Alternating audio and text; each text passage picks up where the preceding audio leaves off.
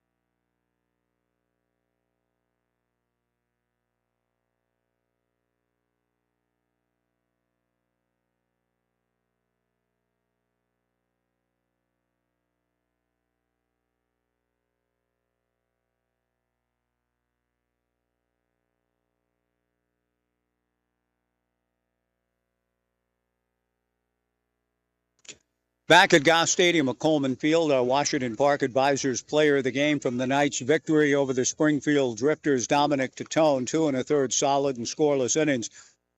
Dominic, thank you for taking time for me. I kind of want to get your whole life story in just a few minutes, but you guys had lost 2 in a row in Walla Walla. First series you'd lost all year, then you have the long bus ride getting home in the middle of the night. Not easy circumstances, but it looked like you were determined to kind of, as a team, get right the ship tonight. Did you have that mindset coming into this one tonight? Yeah, absolutely. Losing a series and especially losing back-to-back games, that's not our type of baseball. That's not who we are. So kind of, getting back, happy to be home. A little bit different energy. You could tell when we got back, like, hey, we're going to reset, get back to us. So this was a big game to get back to playing our type of game. And really proud of the guys for bouncing back, putting some runs on the board, especially after that long trip and short rest and getting back to the field. And it's tough to kind of, lock that mentality in and get back to playing our game after a long trip. So happy to get back in the win column for sure. Dominic, the atmosphere I thought tonight was just spectacular. The fans, a lot of kids in the stand, big crowd, warm and gorgeous night. Do you feed off all of that just in terms of coming out, playing a game in this ballpark with the big crowds that you get? Yeah, absolutely. It's a blessing to play here. Best park in the West Coast League, best fans, best atmosphere. They take good care of us. And being a kid who was once at these games, it's important to me to kind of, you know, perform and give my guys a chance to win. And so, love seeing the kids run around, throw the ball around, run the bases, all that. It's just a good atmosphere and a great experience. Well, you have brought up being a kid at these games, so let's talk a little bit about where you were being a kid and where you grew up and what ball games you went to and how long you kind of have been not only a player but a fan of the game. So I grew up in Roseburg, Oregon, about an hour and 40 down I-5, and so I made a couple trips with some family to watch some games. Growing up, went to some Oregon State baseball camps and kind of got to watch a few games. Got a late call last year to come up and pitch in the last regular season game, and that was a huge opportunity for me, and put up some zeros for the guys and got to hang around for the championship round. Unfortunately, I couldn't pitch in the playoffs because I didn't meet the minimum requirement of innings and appearances. But being around that was awesome, and that experience was so cool. Really excited that I got to come back and start this thing from the jump and actually finish strong and do the whole thing this year. Dominic Tatone, my guest, Roseburg High School, and then to Umpqua Community College out of Roseburg. Was that the best opportunity for you, but it's led you now to Western Oregon? So tell me a little bit about your progress as a pitcher, Roseburg to Umpqua, and now to Western. Yeah, so when Coach Robbins, the Umpqua Community College head coach, came back from LC State, him and the other coaches, Jacob Whistler, Josh Robbins, and Bo Kearns, who is now at Utah, they worked with me a lot through high school and just really helped me develop into the player I am. And towards the end of my high school career, I kind of figured this is where I wanted to be and stay home for 2 more years, kind of get my feet wet in college.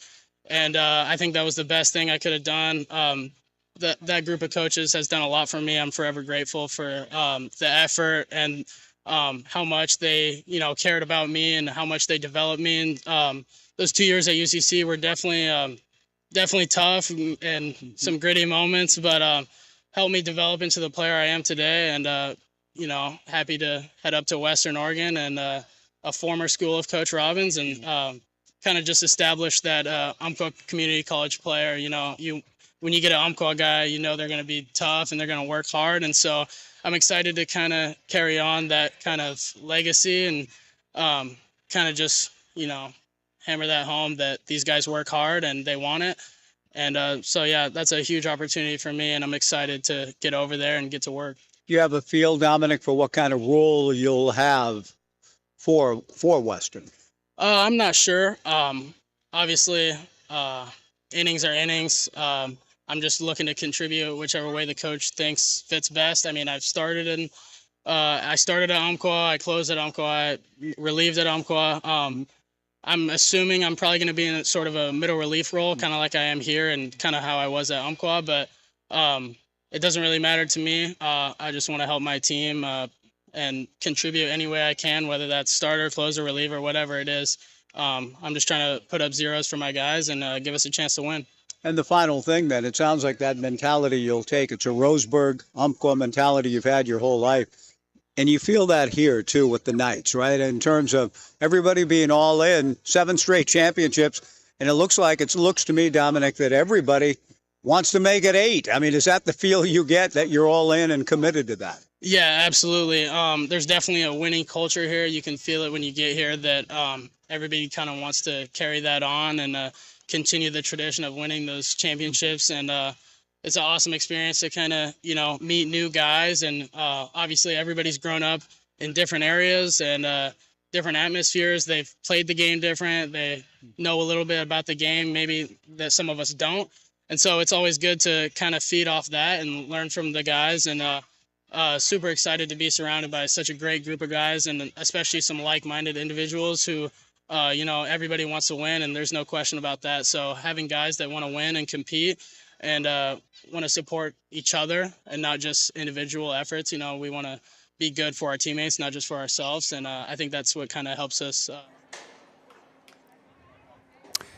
Some of the thoughts, and we had Dominic Tatone with very thoughtful excellent answers. First time we've had a chance to have the pride of Roseburg High in the pregame, but we're underway with Cohen Gomez making his first start for the Corvallis Knights and working on the left-hand hitting Dylan Osborne. The first pitch to Dylan missed, but Cohen has come back to get Osborne to foul a couple of pitches away, and we are underway in what appears to be sort of the Gloman tonight. After the clear blue from last night, the 1-2 breaking ball from Cohen misses in the turf. Ball 2, 2-2. Dylan Osborne leading off in left field for the Drifters. Gage Bruce on deck in center field. Elijah Maris batting third at third base. Gomez back to the plate. The 2-2 changeup swung on, foul tipped, and Luke Lavin not quite able to hang on. An excellent pitch by Cohen Gomez, who comes into the game making his 8th appearance, 13 in the third innings, 14 hits, 12 walks, 8 strikeouts, no decision, an ERA of just over 4. Breaking ball swung on and missed, strike 3. Dylan Osborne goes down on back-to-back excellent pitches. The changeup nearly got him, then the breaking ball did. One away, and Gage Bruce, the batter. Elijah Maris in the 3-hole at third for the Drifters. Andrew Ghana, the cleanup hitter at first base. Ryder Dykstra batting 5th in right field. Kai Pagan, any relation to Jose? I know not. But Kai Pagan batting 6th, the designated hitter. Sam Weber hitting 7th at second base. Griffin Bushnell batting 8th and catching. Brandon Stinnett batting 9th at shortstop. The first pitch from Cohen Gomez to the right-hand hitting Gage Bruce, a strike. Cohen comes back and delivers strike 2, and the quick-working Gomez working the third base side of the slab. Rocks into his motion, comes back 0-2, fastball just outside. 1 ball and 2 strikes to Gage Bruce in the 2-hole for the struggling Springfield Drifters, who won the first 2 games of the head-to-head series with the Knights, but have lost the last 6, or 1-7 in second half play coming into tonight's ball game. The Knights at 5-3. The pitch to Bruce rolled slowly foul outside of third. It remains 1-2 to Gage. For the Knights defensively, a battery of Cohen Gomez and Luke Lavin. Quinn Dufort at first, Thomas Ferragaro at second, Peyton Miller at short. Kason Consarina, whose folks are in town, and his girlfriend in town, and sister in town, playing at third. The 1-2 pitch hit off the end of the bat slowly to second, charged by Ferragaro. Thomas up with it and throws to first to Quinn Dufort for out number 2, and Elijah Maris will be the hitter. More on the Consarinia clan here in a moment. In the outfield for the Knights, Thomas Ferragaro got him in left field and second base. That's quite a feat. So let's take a look and see where I miswrote. Ferragaro should be the second baseman. Who do we have in left for the Knights? Houston Wheeler, and I wrote Thomas Ferragaro twice. Shame on me indeed. Houston Wheeler in left, C.J. Collier in center, and Kellen Siegel, whose dad is busy in Bellingham, and as is his brother Caden, in right field. Eli Kennel's fiancée, Shay, walking up the steps from behind home plate. They will get married August 9th. And then Shay and Eli will immediately report to Pullman. The 1-1 pitch is swung on and missed in the count 1-2. Eli did not play last night. He's not in the lineup tonight. His fiancée Shay, they grew up together, will marry on the Kennel farm on August 9th. Former Beaver Eli Kennel, former Knight Eli Kennel, and current Springfield Drifter. Cohen Gomez to the plate and misses high. Ball 2, 2-2, 2 down, nobody on. Top of the first inning. The home plate umpire tonight is Anthony Brown. Anthony Artini, the first base umpire. The 2-2 pitch from Cohen seems to slip out of his fingertips, misses high and inside, and the count goes full to Elijah Maris. 3 balls and 2 strikes with 2 down and nobody on. Elijah at .269, a couple of homers, 15 runs batted in. He swings and sends 1 foul off the top of the Omaha room and down into Urchin Alley. The count remains 3 balls and 2 strikes. Gomez again works from the third base side of the slab. Rocks, kicks, and deals high. Ball 4. A 2-out free pass to Elijah Maris. That'll bring Andrew Ghana to the plate starting tonight at first base. Maris is 4 for 4 in stolen bases.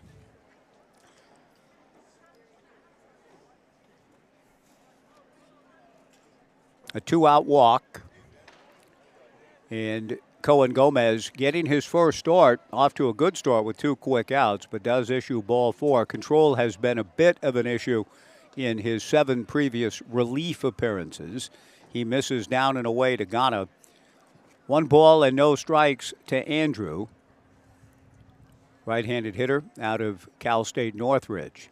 The 1-0 pitch, a high pop foul off first, and even though the breezes are pushing the baseball towards the field of play, this will land a couple of rows deep behind the Drifters' dugout. Slight breezes blowing out to left center field, and I am, the second time this season, kind of put in mind of Gabby's homer in the Gloman, 1938. This must have been how it looked when Gabby homered to help the Cubs win the pennant in 38. The 1-1 pitch on the way. Breaking ball, a high pop foul off third. Kaysen Consarinia with family here at Goss backs up and makes the catch, and they're the biggest cheerleaders of them all, as he does a nice job, does Kaysen, to grab the ball in front of Fareed Consarina, his father, Suki Consarinia, his mom, Kinsey Consarinia, his sister, and Frankie Coleman, a volleyball player at Cal Lutheran, his girlfriend. They went to San Dimas High School together. The sun begins to break through the Gloman as we go to the bottom of the first. No runs, no hits, 1 left. We go to the bottom of the first inning. Springfield nothing. The Knights coming up back in 90 on the Knights live stream and Joe Radio.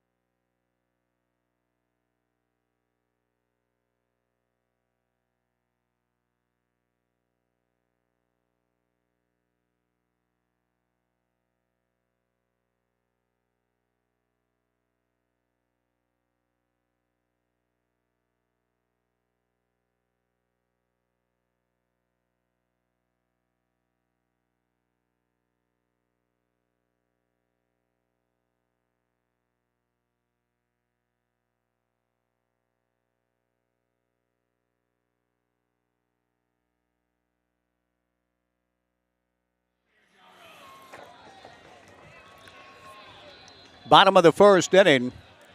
Cohen Gomez in his first start off to a good start, putting up a 0. Now right-hander Tyler Bittinger ready to go to the Knights' leadoff hitter Thomas Ferragaro, the second baseman. He swings at the first pitch and hits it foul to the left and out of play. The Gloman has given way to some sunshine. It's been a stranger kind of day today with a little bit of haze, higher humidity, higher temperatures. Just nice, but not quite as nice as last night. And it's very bright at the moment, what we're used to seeing this time of the evening. Ferragaro takes high and away. No score, bottom of the first. Bittinger back to the plate. The 1-1 pitch misses for ball 2, 2-1. Bittinger making his 12th appearance and his first start. 20 2/3 innings, 28 hits, 13 earned. Delivers to Ferragaro. And the pitch just misses for ball 3, 3-1. 7 walks, 9 strikeouts, a record of 0-2, an earned run average of 5.66. He has a save on the season for the Drifters. The 3-1 pitch pulled foul. Coach Yoon showing nice flexibility and at the same time showing more of a diminutive stature by comparison to the guy he's laughing with right now, namely Andrew Ghana. With Coach Yoon, I'm not exactly sure how tall. The 3-2 pitch is just outside to Ferragaro for ball 4. But Yoon able to duck out of the way of the line drive and was laughing about it with a guy that he helped coach this past spring at Cal State Northridge in 6'4", Andrew Ghana. Here comes Kaysen Consarinia to the plate, and the biggest cheers emanate from just behind the Knights dugout on the third base side. With Ferraggiaro at first, held on by Ghana. Tyler Bittinger out of the stretch. The first pitch hits Kaysen Consarinia near the belt buckle. And the Knights with 2 free passes already making some noise with runners at first and second and nobody out. For Luke Lavin, who had a 2-run double last night, really happy for Luke. Now with 9 RBIs on the summer, has been hitting the ball hard. Of all of the Knights hitters, it strikes me that Luke has hit in poorer luck than most. A lot of really well-struck baseballs hit right at people, long drives caught near the warning track. It was nice to see him get one to fall in down the left field line yesterday, a good piece of hitting. Randy Williams arriving on Armed Forces Day. Good to see Randy here at the ballpark. Vietnam veteran. And we have been honoring the veterans throughout the evening here on Armed Forces Day. The first pitch to Luke, a strike, the count 0-1. Thomas Ferraggiaro at second, Kaysen Consarinia at first. Ferraggiaro, by the way, starting the night at 292, Consarinia at 250. They get their leads. The strike one pitch to Luke, he checks up, and the pitch is in the turf. 1 ball and 1 strike, the count to Luke Lavin. The Knights looking to get the early jump in this one. Tyler Bittinger in his first start with the Drifters this summer to the plate. Sails the pitch off the mid of Griffin Bushnell to the backstop. And the runners will advance 90 feet. And what I presume Brooks Hatch will score as a wild pitch. Griffin Bushnell popping up out of his crouch to try to flag it. The Knights with runners at second and third and nobody out. And a count of 2 balls and 1 strike to Luke Lavin. Luke in the 3-hole as the catcher. Ferraggiaro at third base, the second baseman. Consarinia in the 2-hole, the third baseman. They get their leads. The pitch to Lavin is just outside, ball 3. On deck, cleanup hitter Coulter McAnally, the DH. Quinn Dufort batting 5th at first base. Kellen Siegel batting 6th and right. C.J. Collier hitting 7th and center. Peyton Miller batting 8th at shortstop. A visit to the mound coming up with a poor start from Tyler Bittinger in the control category. Pitching coach Matt Hubbs out to the mound to try to help Bittinger get into the zone. He has hit a batter, he's walked a batter, he's behind 3-1 to Lavin with first base open. Coulter McAnally, the on-deck hitter. Miller hitting 8th at short for the Knights tonight. Houston Wheeler batting 9th and left, and Cohen Gomez, a scoreless top of the first inning. Some of the clouds moving in again, darkening the scene. The lights are not on here at Goss. The 3-1 pitch to Lavin is outside to load him up.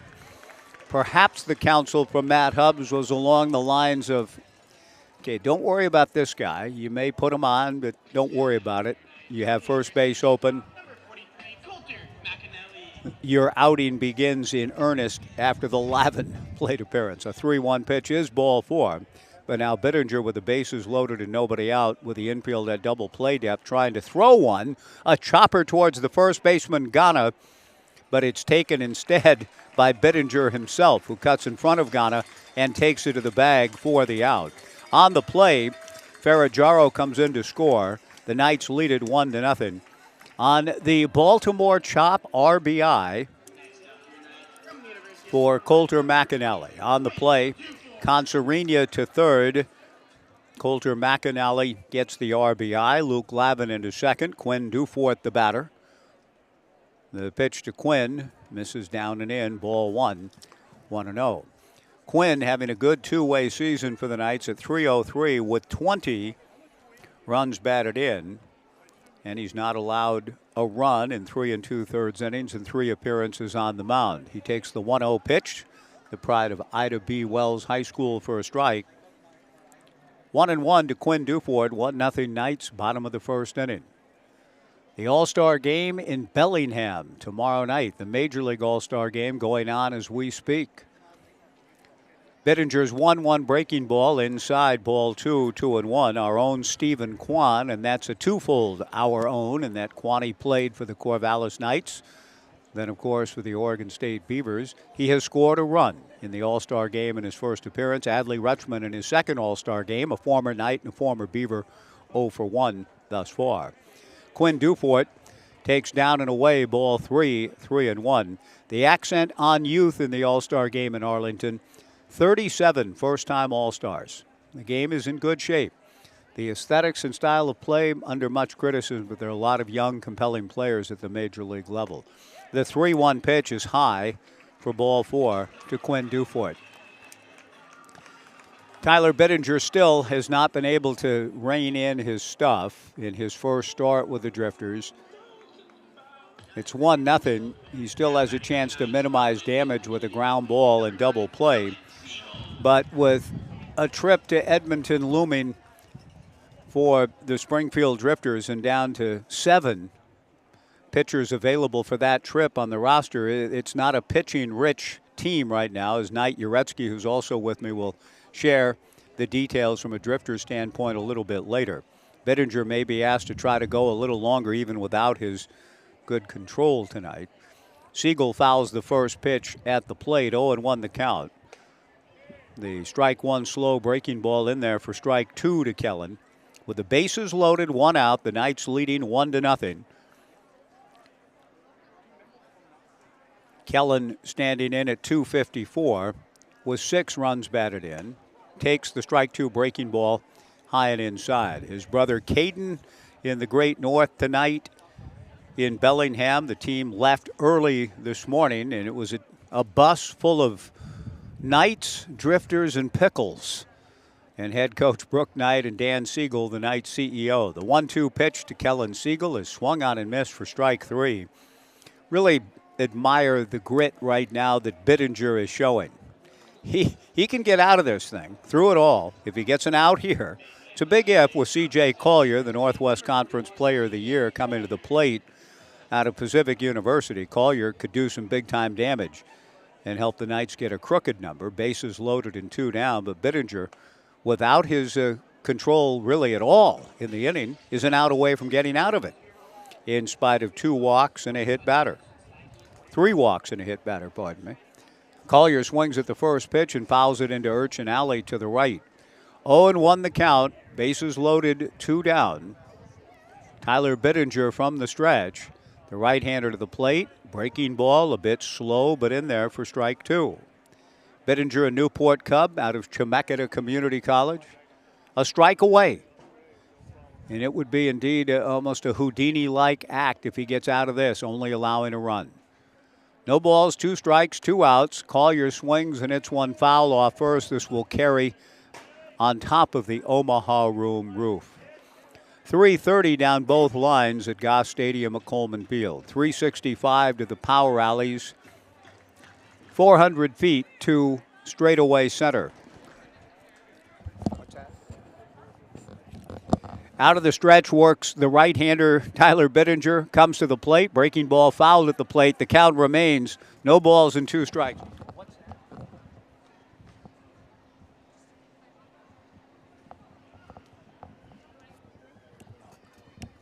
No balls and 2 strikes the count with 2 down. 1-0 Knights in the bottom of the first. Bittinger from the stretch. The right-hander back to the plate. Breaking ball taken, strike 3 called, and Bittinger has done it. In an inning where he walks 3 and hits a batter, only 1 run comes in against him. That's pretty good work, all things considered. The Knights leave 3 without a hit in the inning. There is that. And at the end of 1, the Knights 1 and the Drifters nothing on the Knights live stream and Joe Radio.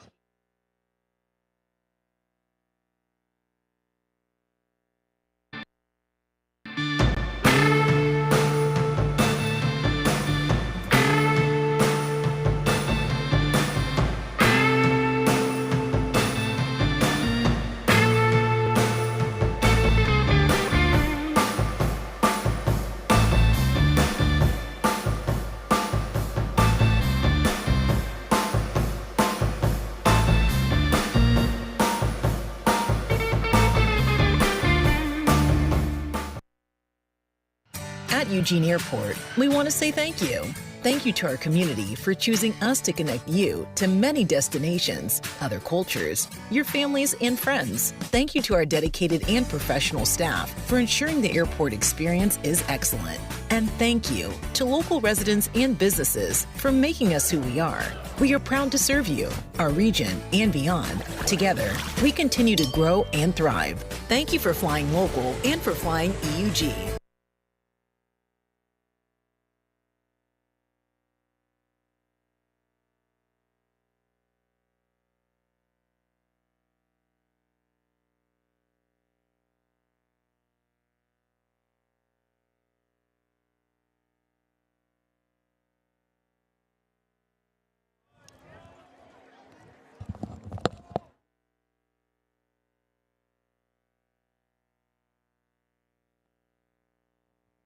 Nothing Knights as we go to the top of the second inning. Cohen Gomez's first pitch to Ryder Dykstra, foul to the left and out of play. The 0-1 pitch from Cohen is in there for strike two. No balls and two strikes. Cohen Gomez worked a scoreless first, now in his first night start, looking for another good inning. The 0-2 pitch is hit foul, topped foul, right behind home plate. The count remains 0-2 to Ryder Dykstra, hitting .159. Strike two pitches, a fastball fouled at the plate. The count remains no balls and two strikes to Dykstra. Playing in his 20th game with the Springfield Drifters and still does not have a run batted in. I find that surprising. The strike two pitch misses in the turf, and the count 1-2. Enzo Hernandez with the San Diego Padres 1 year, 512 at-bats, 11 RBIs. The 1-2 curveball in there, I thought.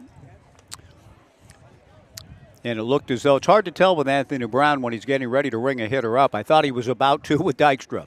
It may have been in there, but it's called ball two. The 2-2 pitch, that's outside, ball three, 3-2. Dykstra's a good-looking hitter and ball player, so I'm a little surprised he hasn't been a little more productive. The 3-2 pitch on the way, taken low for ball four, and that's tough. That's real tough for Cohen Gomez. A leadoff walk, and the batter will be Kai Pagan, the designated hitter. Pagan from the Bay Area, Campbell, California, plays at Lewis Clark State, getting ready for his senior season. The tying run at first, Ryder Dykstra, held on by Quinn Dufort. Gomez to the plate, fastball for a strike. 0-1 the count. Breeze is picking up considerably here, and the temperature's dropping a bit as well. Ben Crockett tells me it was 101 in Monmouth when he left to come to the ballpark. When he arrived in Corvallis, it was 86. A chopper to third, charged by Conserina, goes to second for one, and that's all. Thomas Ferragaro does a nice job to catch the throw and maintain contact with the bag for the force on Dykstra 5-4.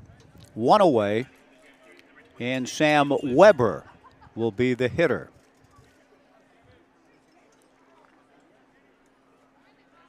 Sam Weber out of Lewis and Clark swings at the first pitch and hits it foul to the right and out of play. Out of Barlow High School, a la his brother Wilson, who plays for Oregon State.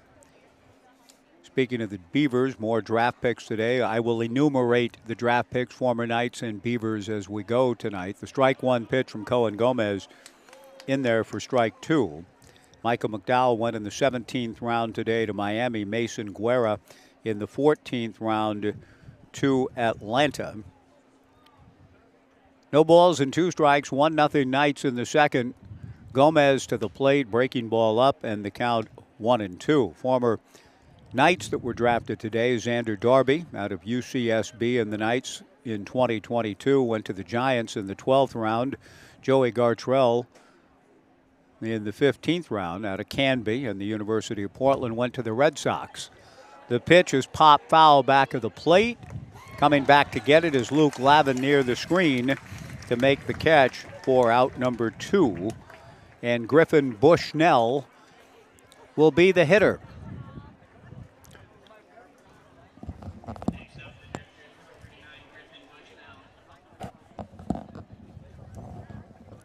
Griffin Bushnell out of Tom Leeton country, Chuck Catter country, Willamette High School in Eugene.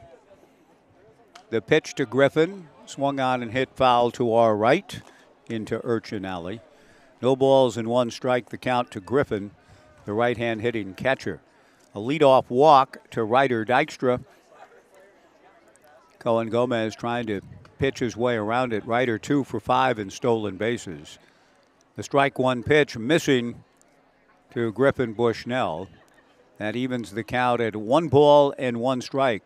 Griffin in his 5th game this summer hitting .273, but he's going to add to that average with a solid single to center field. C.J. Collier plays it on a couple of hops, gets the baseball back into Peyton Miller. Ryder Dykstra stops at second. Brandon Stinnett will be the hitter.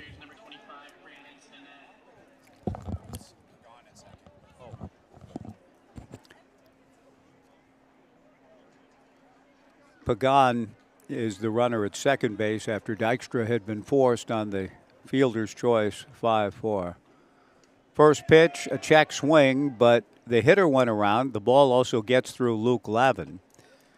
Springfield, through all of its travails, is a base hit away from taking the lead. No balls and a strike to Brandon Stinnett. Tried to check up on the breaking ball from Cohen Gomez down and in, but went around in the judgment of Anthony Brown. No balls and a strike. Kai Pagan at third, Griffin Bushnell at second. Bright sunshine appearing again. Gomez to the plate. Breaking ball bounces away from Luke Lavin, and coming in to score on Gomez's wild pitch to get the game even is Kai Pagan. It is always asking for trouble to begin an inning with a leadoff walk, and Cohen was a strike away from getting out of it, or a pitch away from getting out of it. But now the score is tied at 1-1, and on the play, Bushnell to third. Brandon Stinnett trying to give the Drifters the lead. The 1-1 fastball, good pitch, swung on and missed. The count 1-2. The lights have been turned on here at Goss Stadium at Coleman Field. A 1-1 tie in the second. Gomez works from the stretch. Comes to the plate, another pitch in the turf, and another good job by Luke Lavin to get in front of it and keep that one from going by. That evens the count at 2 balls and 2 strikes to Brandon Stinnett. Brandon trying to give his team the lead. He's looking for his 6th run batted in. He hits a fly ball to left center field. C.J. Collier over a few steps and back to make the catch and retire the side. 1 run, 1 hit, no errors, 1 left. After 1.5, the Drifters won and the Knights won on the Knights live stream and Joe Radio.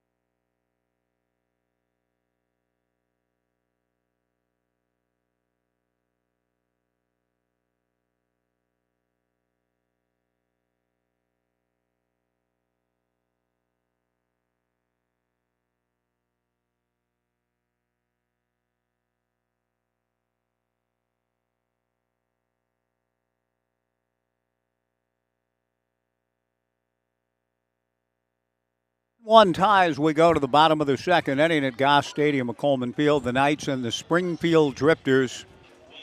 The final meeting of this regular season and likely the final meeting between the two teams this summer. But one never knows. A team can get hot. Rabbit, Moranville, and the Miracle Braves proved it in 1914. Ty Bittinger's first pitch, a ground ball to short. Stinnett fields cleanly, and it's a much better start, all things considered. A good finish in the first and a good start to the second. Back-to-back strikeouts with the bases loaded for Bittinger, and he gets Peyton Miller to ground out on the first pitch of the second. A 1-1 tie. Houston Wheeler, the batter. Houston recently with a walk-off hit for the Corvallis Knights against Ridgefield before the Knights went north to Ridgefield just ahead of a bit of a 4th of July break. Big moment for Houston. He takes down and in, ball 1, 1-0. Bittinger back to the plate. The 1-0 pitch misses for ball 2, 2-0. Bittinger spells his name differently than former Phillies and Portland Beavers pitcher Jeff Bittinger.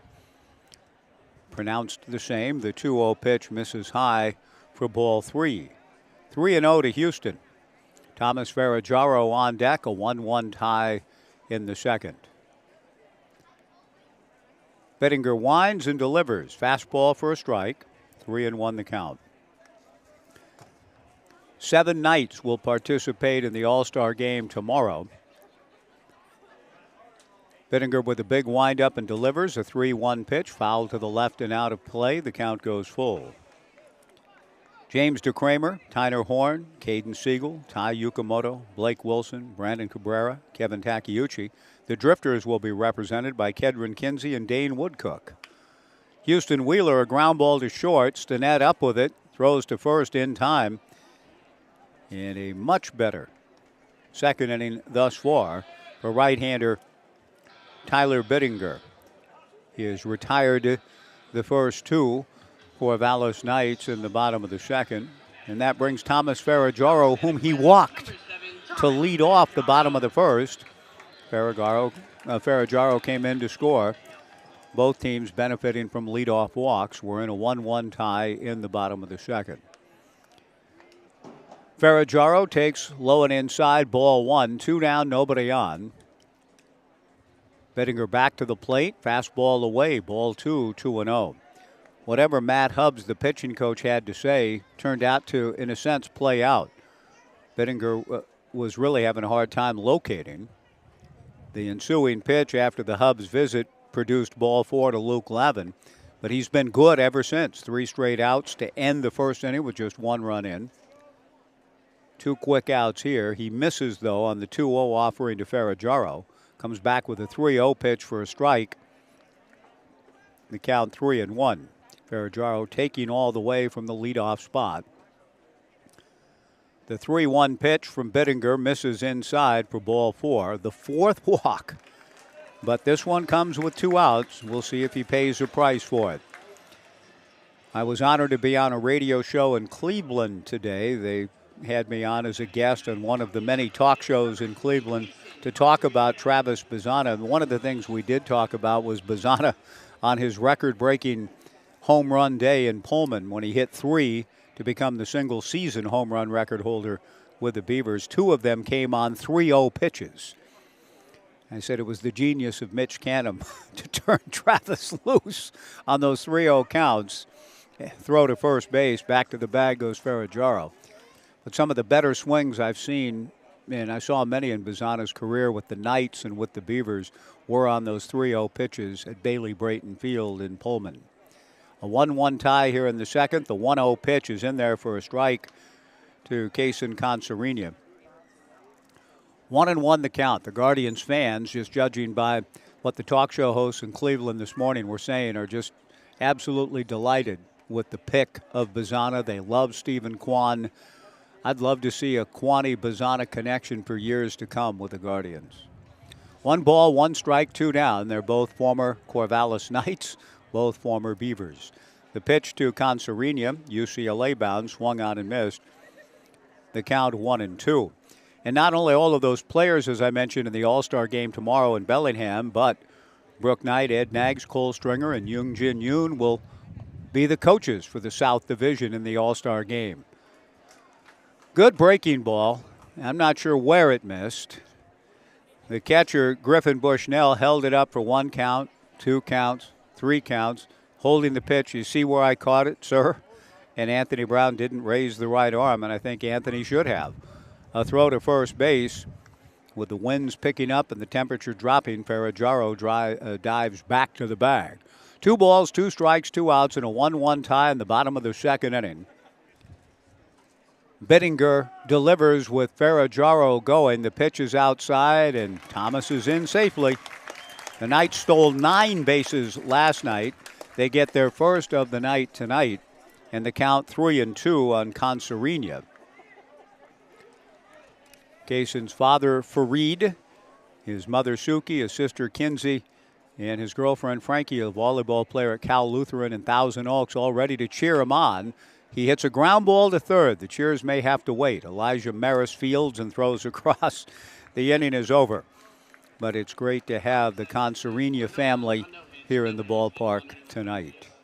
For the Knights in the second, no runs, no hits, 1 left. We go to the third. The Drifters 1 and the Knights 1 on the Knights live stream and Joe Radio.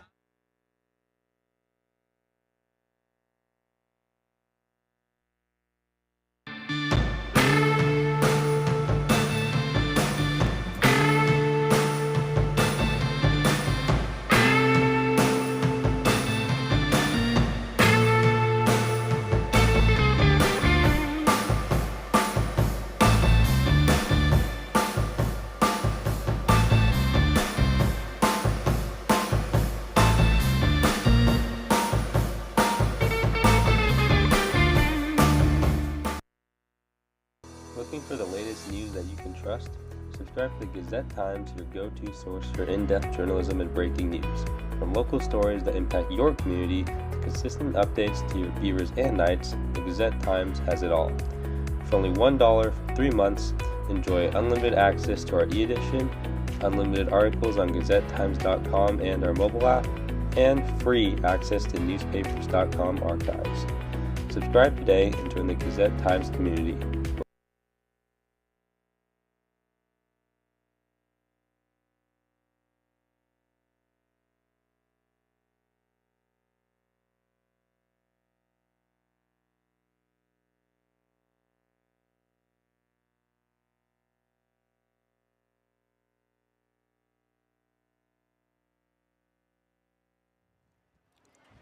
Top of the third inning, Cohen Gomez to the top of the order against the Drifters' Dylan Osborne. First pitch to Dylan, fastball in there for a strike.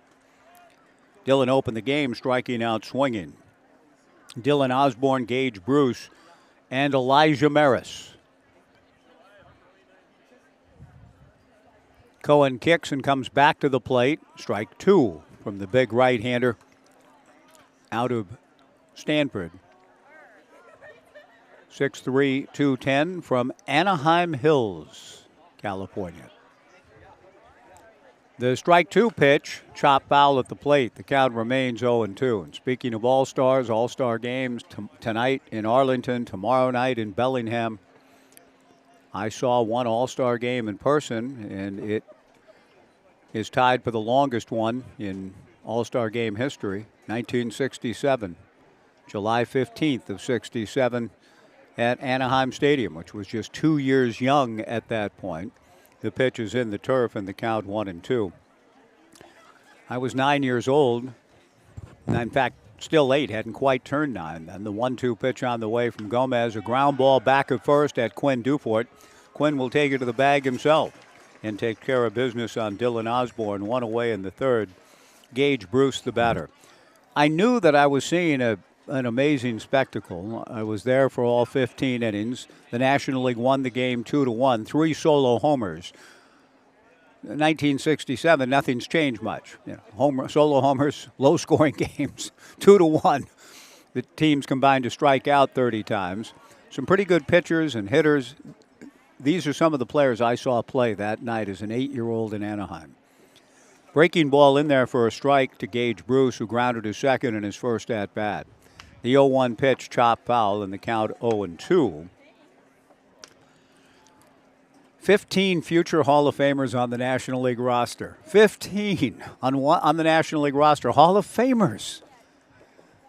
The strike two pitch on the way from Gomez. Fastball taken up and in. 1-2 the count. Don Drysdale, Bob Gibson, Ferguson Jenkins, Juan Marichal, Tom Seaver, Joe Torre, Ernie Banks, Orlando Cepeda, Bill Mazeroski, Tony Perez, Hank Aaron, Lou Brock, Roberto Clemente, and Willie Mays. A pop foul off third. Moving over to grab it in foul territory. Kaysen Concerina, 2 down. And then those schlobs from the American League, they only had 9. Catfish Hunter, Harmon Killebrew, Mickey Mantle, Rod Carew, Brooks Robinson, Al Kaline, Tony Oliva, Frank Robinson, Carl Yastrzemski.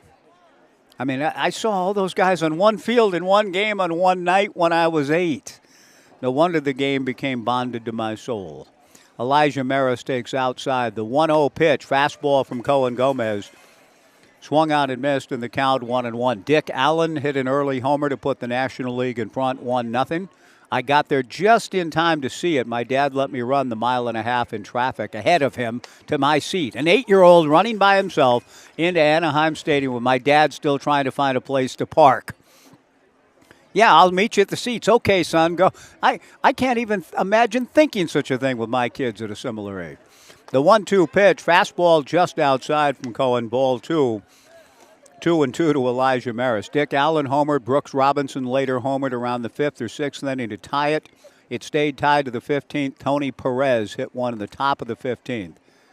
And the National League prevailed 2-1. A soft liner to third, grabbed by Kaysen Concerina. Elijah Maris, who had walked in his first at-bat. A soft liner here in the top of the third. We go to the bottom half. The Drifters won and the Knights won on the Knights live stream in Joe Radio.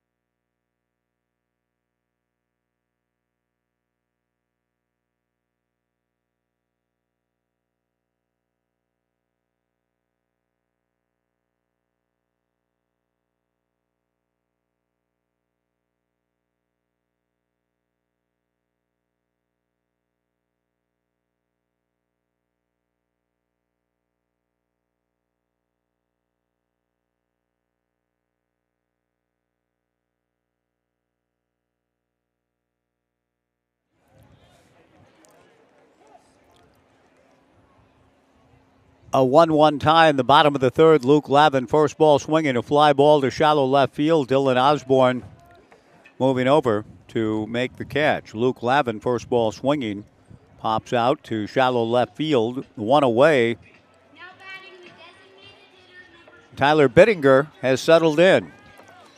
Matt Hubbs had the magic words, whatever it is his counsel was, when Tyler was really struggling out of the gate. Bittinger, to his great credit, has settled in. He delivers a first pitch breaking ball strike to Coulter McAnally. McAnally hit a chopper that Bittinger handled and carried to the bag at first to produce the Knights' only run in the first inning. McAnally hits a ground ball here right at the second baseman, Sam Weber. Takes it up the field turf and throws out McAnally. 2 down. Bittinger's no-hit bid continues in this 1-1 tie.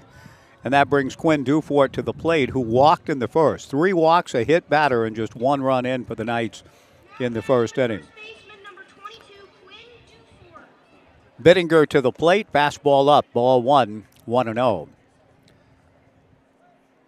Not only all of those players, there was an all-star Hall of Fame manager for the National League by the name of Walter Alston, managing the National League All-Stars. Alston won 4 World Series, 55, 59, 63, and 65. Lost in 4 to the Orioles in 66 and in 5 to Oakland in 74. The 2-0 pitch, due for a bounder to short. Big hop for Brandon Stinnett. He fields cleanly and throws to first. And Bittinger is getting better as he goes. We are through 3. The Knights go in order. Knight Uretsky, the voice of the Springfield Drifters, on hand for the middle innings. Through 3, the Drifters won and the Knights won on the Knights live stream and Joe Radio.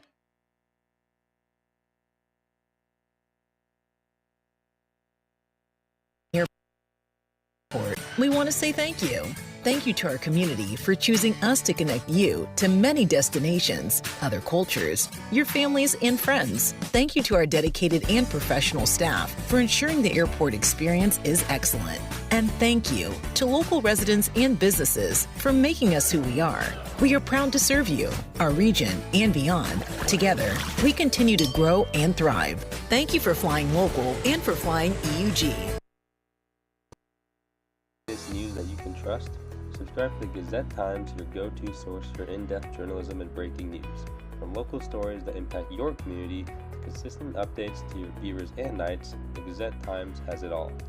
For only $1 for 3 months, enjoy unlimited access to our e-edition, unlimited articles on GazetteTimes.com and our mobile app, and free access to newspapers.com archives. Subscribe today and join the Gazette-Times community.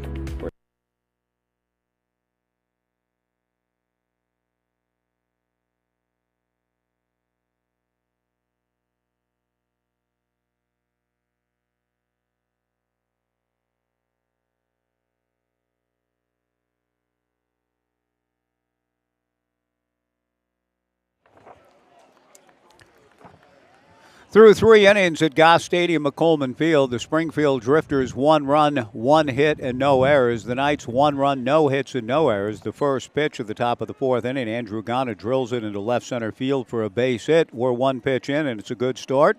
And a nice way to bring in the voice of the Springfield Drifters, Knight Uretsky. Take it away, Knight. Thank you, Mike. Ryder Dykstra leading things off now with Andrew Ghana at first base. Pitch in, down and away, 1-0 to Dykstra. So runner at first base, second hit so far for Springfield. Ghana now 1 for 2 with the pop up to third, and then the single to left center field. Pretty good contact for Ghana. Right-handed hitter out of Cal State Northridge. Ryder Dykstra shows bunt and couldn't get it down. Misses the ball, and it's now 1 ball and 1 strike.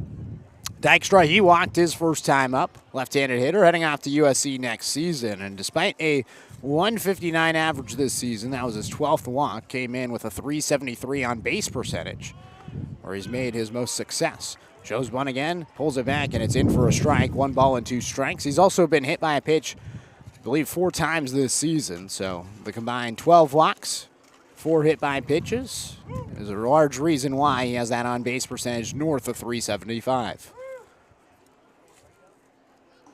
1 ball and 2 strikes, Cone Gomez, his pitch. In for called strike 3. And it looked like Dykstra was showing bunt once again, couldn't get it down, and that's out number 1 here in the 4th. Strikeout number 2 for Gomez, his first since the first inning.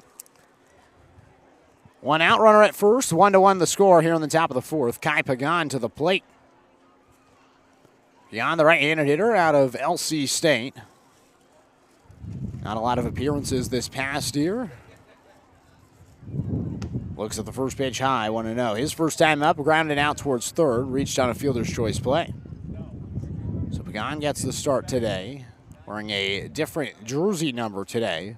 It was the fun of summer collegiate baseball, wearing the 43 jersey today. Now, actually, he was wearing his 34 jersey as he pops it up towards the right side, and making the catch is Ferrajaro. The coaches told me earlier today that he was going to be wearing number 43. They wrote that on the lineup card. And, well, here today he's actually found his number 34 jersey.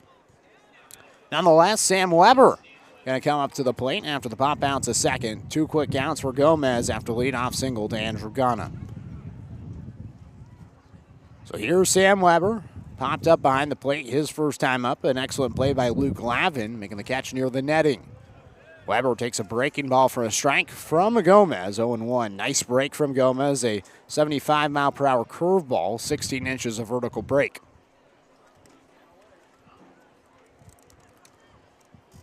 The 0-1, Weber takes a little bit high, 1 ball and 1 strike. So Weber also from LC State, 2 appearances this past year. Prepped at San Barlow High School. Hit .422 as a senior before just the 2 appearances out in Lewiston this past spring. 1-1 delivery. Chopped up the middle. Tough play for Miller. Can't field it. It's under his mitt into center field. Ghana takes a wide turn and heads to third base, and he'll head into there safely. The head first slide. So Weber at first base. Waiting to see, and they do put a hit on the board. 3rd hit so far for Springfield. Now runners on the corners with Griffin Bushnell coming up to the plate, who had the first hit for Springfield back in the 2nd inning. So 2 on, 2 out in this 1-1 ball game. Drifters looking to take the lead for the first time. Going Gomez working out of the stretch. The right-hander comes to the plate. A breaking ball in for a strike, and it's that curveball once again from Gomez. 15 inches of break. Got a good-looking breaking ball so far. Gomez heading off to Stanford next season, working with Luke Lavin, his battery connection, also at Stanford. So the 2 of them growing some chemistry here this summer in Corvallis. Bushnell chops the ball to third, picking up his Consolini. The long throw across to third in time to get Bushnell. And that'll do it for the Drifters in the top of the 4th inning. 2 hits, 2 left stranded, no runs and no errors. Into the bottom of the 4th here on the Knights live stream and Joe Radio.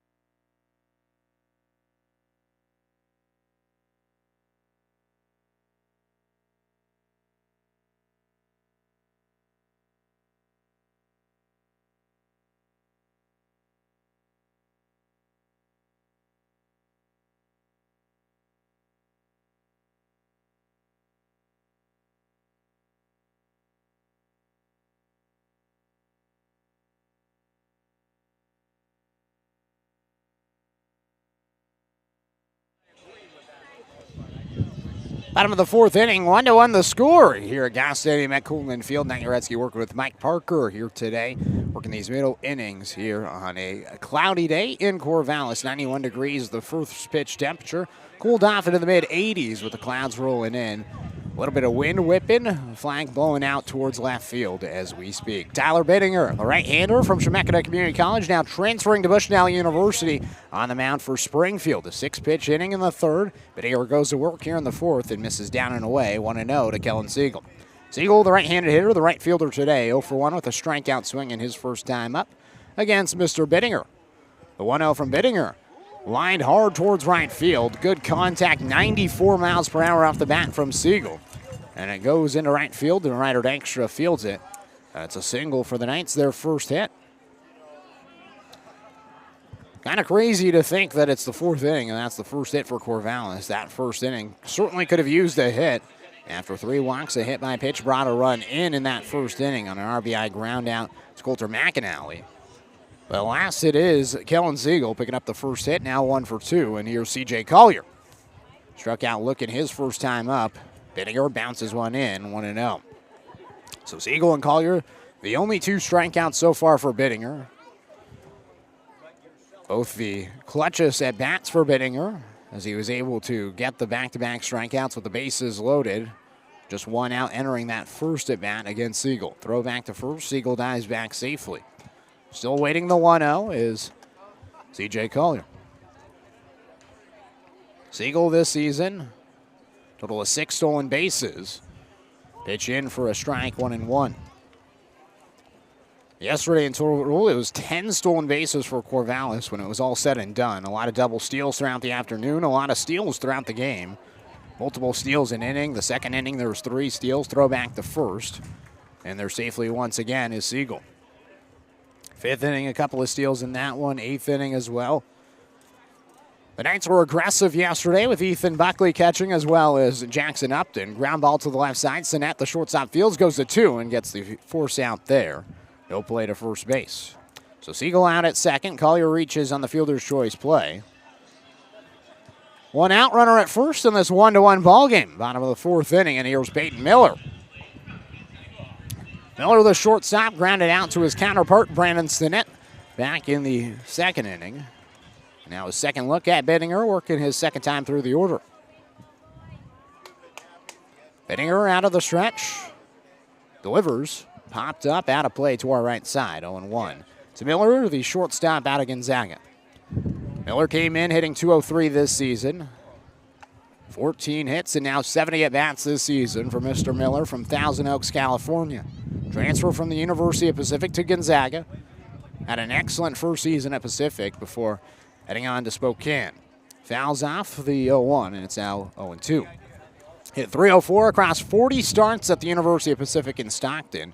5 doubles, 16 RBIs, and then transferred up to Gonzaga, where he hit just .181 in 31 starts this past year. Excellent fielder, though. Got to have him out there for his defense. 0-2 down in the turf. Now 1 ball and 2 strikes to Miller. Miller was the MVP for the 2022 Thousand Oaks High School baseball team, part of that team that won the CIF Division II Baseball Championship in 2021. 1-2 delivery. Bettinger gets a swing and a miss. Ball gets past the catcher, Bushnell, and it's going to be strike 3 to Miller. Advancing to second on the throw is C.J. Collier. So 3rd strikeout for Bettinger. No break towards first base for Miller, and it now brings up Houston Wheeler. 2 outs, runner in scoring position, and C.J. Collier. The Knights have a chance to take the lead here in the bottom of the 4th. Bettinger, the right-hander. Looks towards second, now delivers. Inside, 1-0. Bettinger, a wild story. Started at Western Oregon. Ended up leaving school, playing Legion baseball. Got recruited to a community college in Northwest Colorado.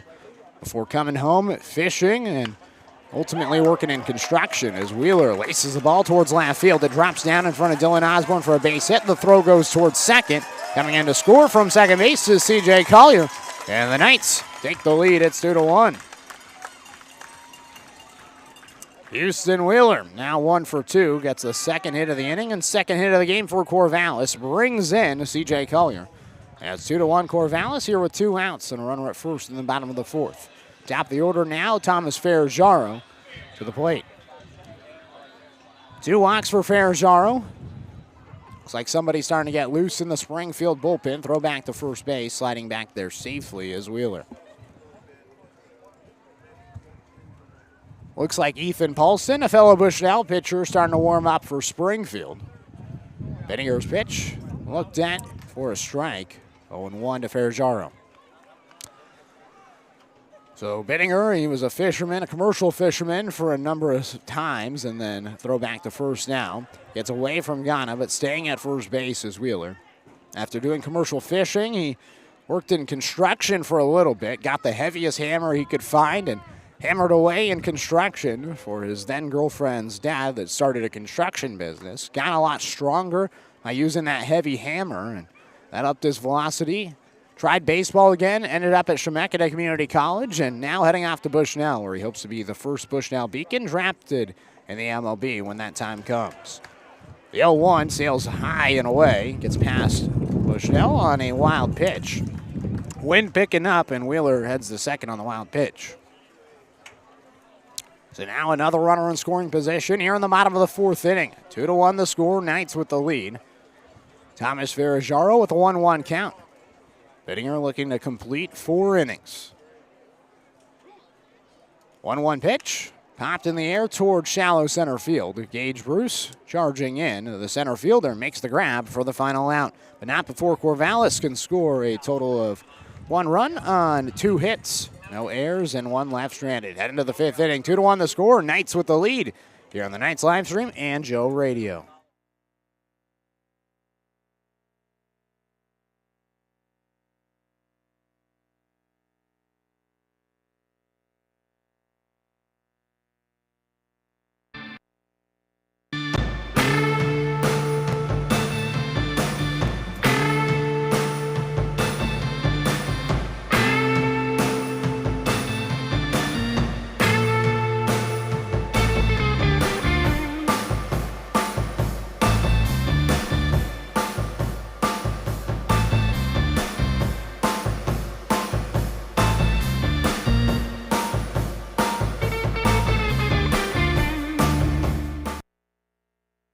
Hey Corvallis Knights fans, looking for an amazing deal? Come down to Wilson Motors. Visit us today and get free tickets to Wilson Motors Night with the Corvallis Knights on July 24th.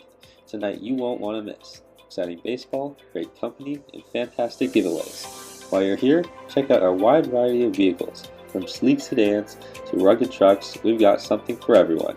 Wilson Motors, your one-stop shop for unbeatable deals and unforgettable nights. Hurry in and score your tickets today at Wilson Motors on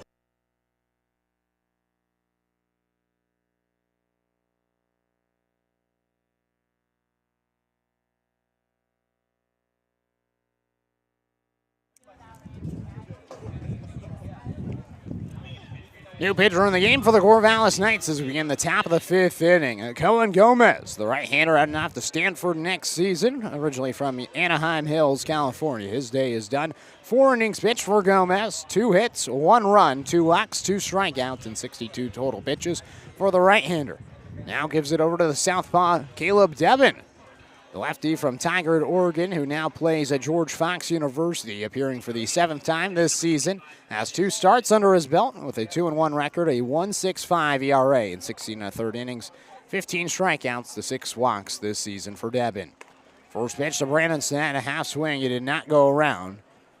Yes, he did go around, according to Anthony Artini after the appeal by Luke Lavin. So a late appeal, nonetheless. Strike 1 to Brandon Stinnett. Stinnett takes down low, and it's now 1 ball and 1 strike. Stinnett 0 for 1, a fly out towards left field.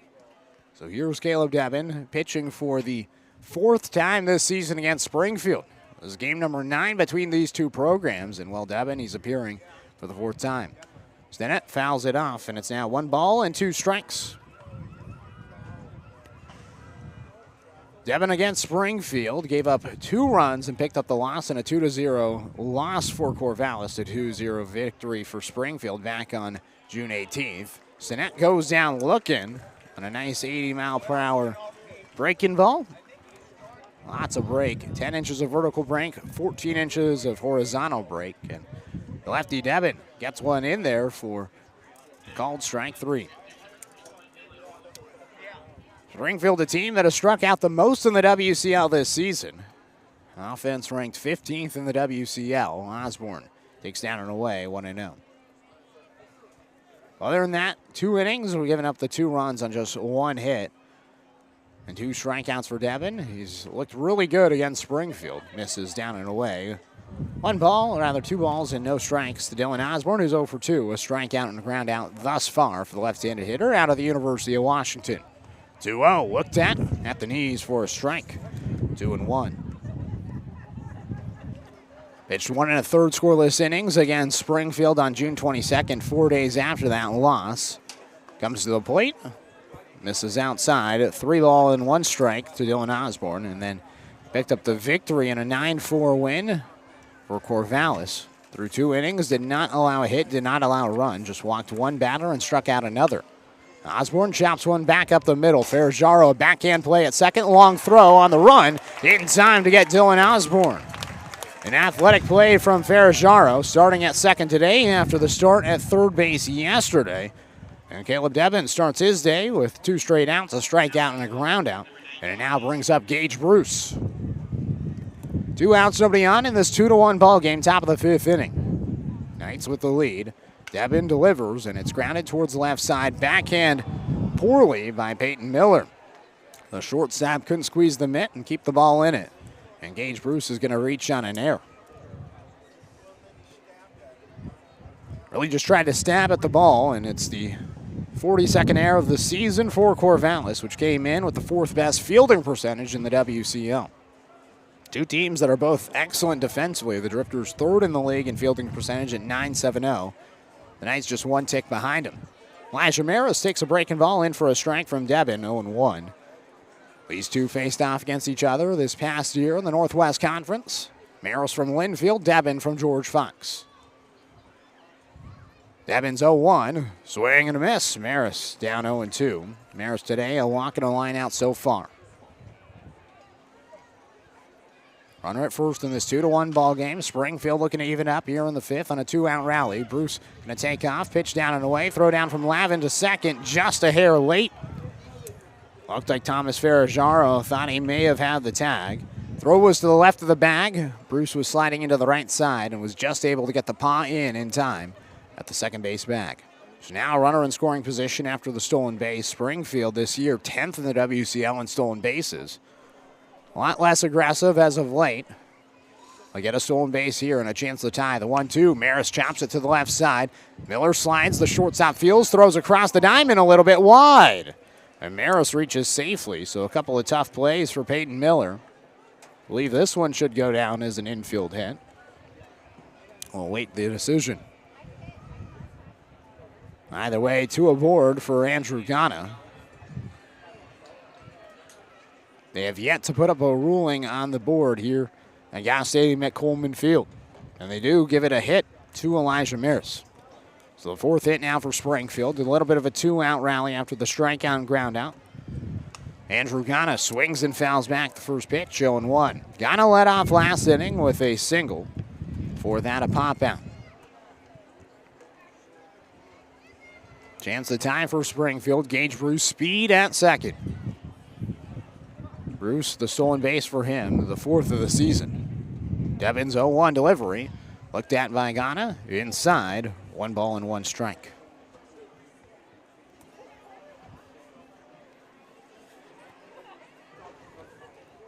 Two to 1, Corvallis with the lead. 1 run in the first inning, 1 run in the 4th for Corvallis. Devin's 1-1 pitch.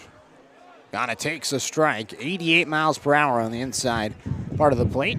Down belt high to Ghana, the powerful right-handed hitter with 3 home runs this season. Top offensive slugger for Springfield. 5 doubles, 3 home runs. 16 RBIs, which leads the team. Ghana takes just outside. Pretty good pitch. Now belt high, but just off the edge of the plate. 2 balls and 2 strikes. Devin looking for the strikeout. Shade creeping in from the first base side, almost encapsulating the entirety of the infield. The 2-2 delivery. Runners on the move, and Ghana fouls it off. He'll stay alive. 6th pitch of the at-bat upcoming to Andrew Ghana. Devin with an 89-mile-per-hour pitch from the southpaw. 22.77 spin rate with 16 inches of break. Pretty good pitch from Devin.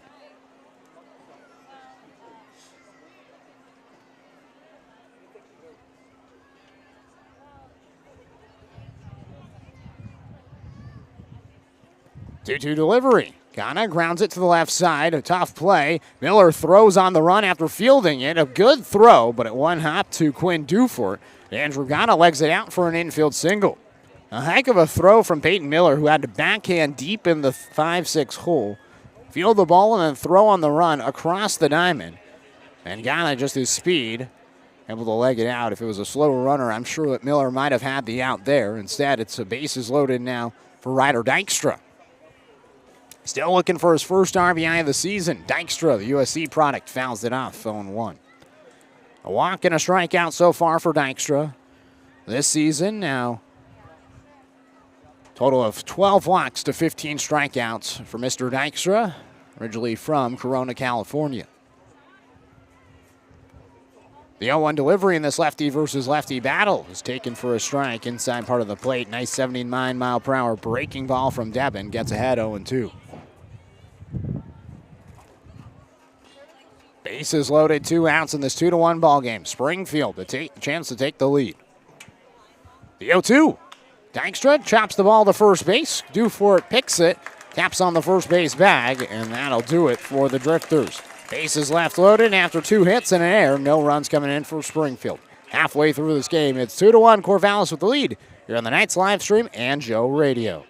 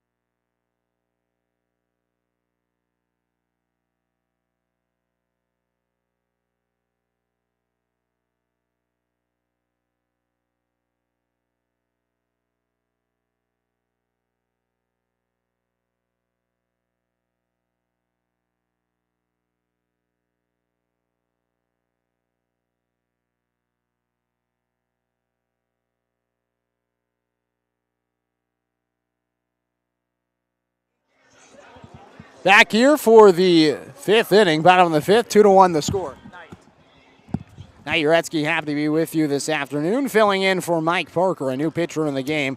Tyler Bittinger, his day is done, and the new pitcher is Ethan Paulson.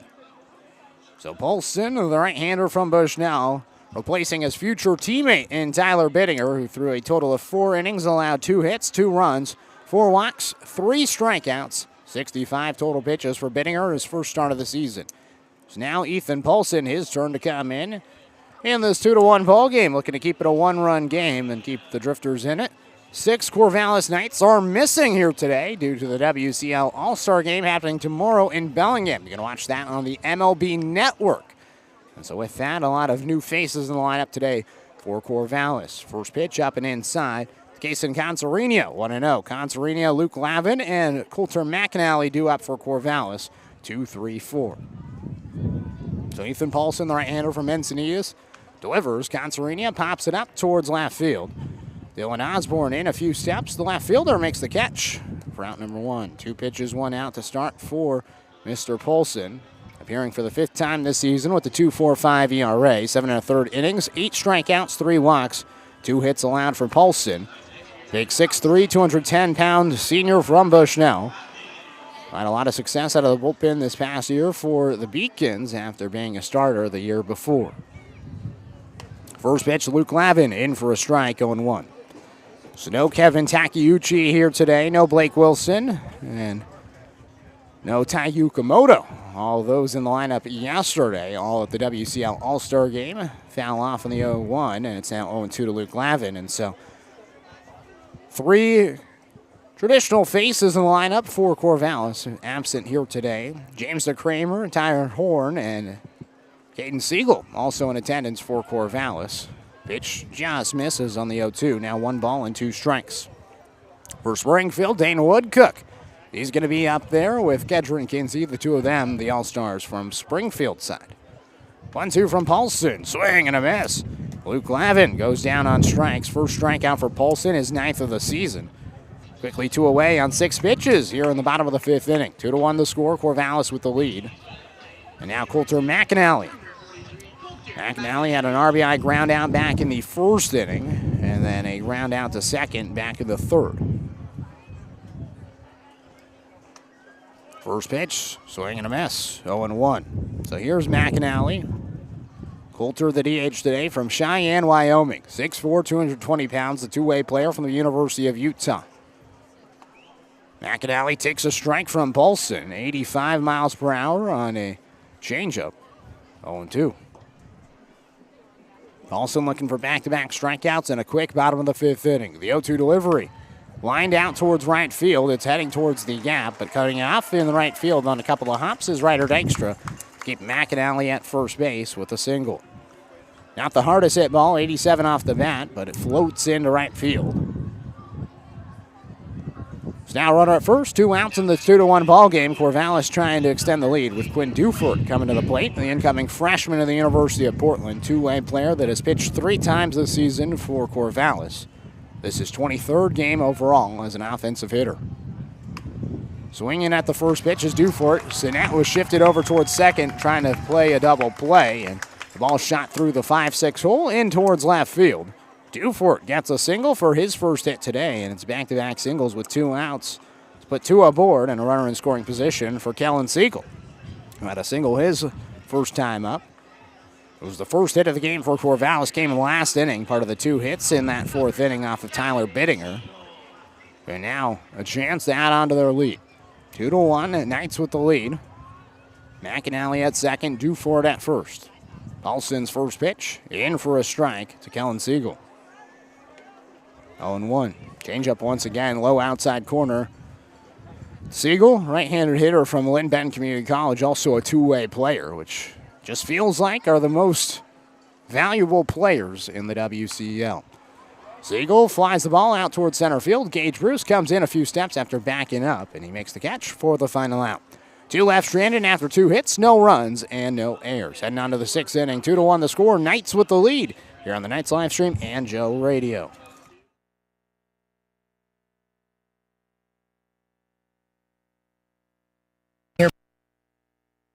We want to say thank you. Thank you to our community for choosing us to connect you to many destinations, other cultures, your families, and friends. Thank you to our dedicated and professional staff for ensuring the airport experience is excellent. And thank you to local residents and businesses for making us who we are. We are proud to serve you, our region, and beyond. Together, we continue to grow and thrive. Thank you for flying local and for flying EUG. Knights fans, looking for an amazing deal? Come down to Wilson Motors.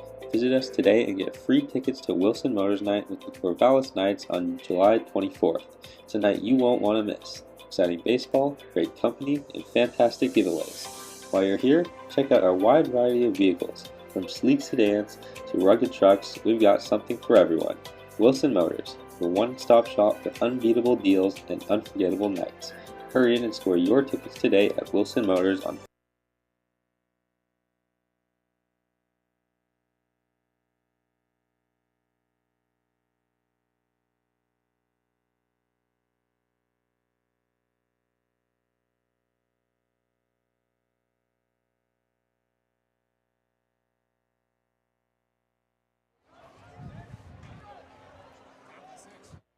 One Corvallis with the lead. Kai Pagan, Sam Weber, and Griffin Bushnell. 6, 7, 8, due up for Springfield. First pitch swinging for Pagan, who bounces it towards the left side. Consarini, the third baseman, throws across the diamond after fielding it.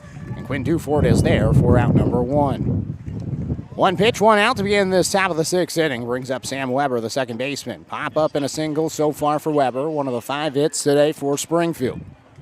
Springfield team with the 15th best batting average, .235 entering today. Certainly has taken a hit over the last couple of weeks, facing off against Portland and Corvallis, the top 2 pitching teams in terms of ERA in the WCL. First pitch in for a strike, 0-1. Not only that, but Corvallis number 3 in batting average against, Portland number 1 in batting average against, and so a couple of elite staffs that you've had to face off against now 12 times over the past 3 weeks. Weber takes low, 1 ball and 1 strike, and so the offensive numbers have tumbled a little bit facing off against the elite pitching staffs in Portland and Corvallis. Weber takes down low, 2-1. Nonetheless, though, 5 hits today through the first 5 innings, hoping to add more here in the 6th, trailing by 1. 2 balls and 1 strike to the LC State product in Weber. Looks at the pitch high from Devin. Now 3 balls and 1 strike. Caleb Devin, his 2nd inning of relief after coming in for Cohen Gomez. Last inning had bases loaded, 2 outs after allowing a base runner on error, and then back-to-back singles. Weber lines it now to 3rd, and Consarini catches the line drive for out number 2. 6 pitches, 2 outs to begin the top of the 6th inning, and it's now Griffin Bushnell to the dish. Single and a ground out so far for Bushnell.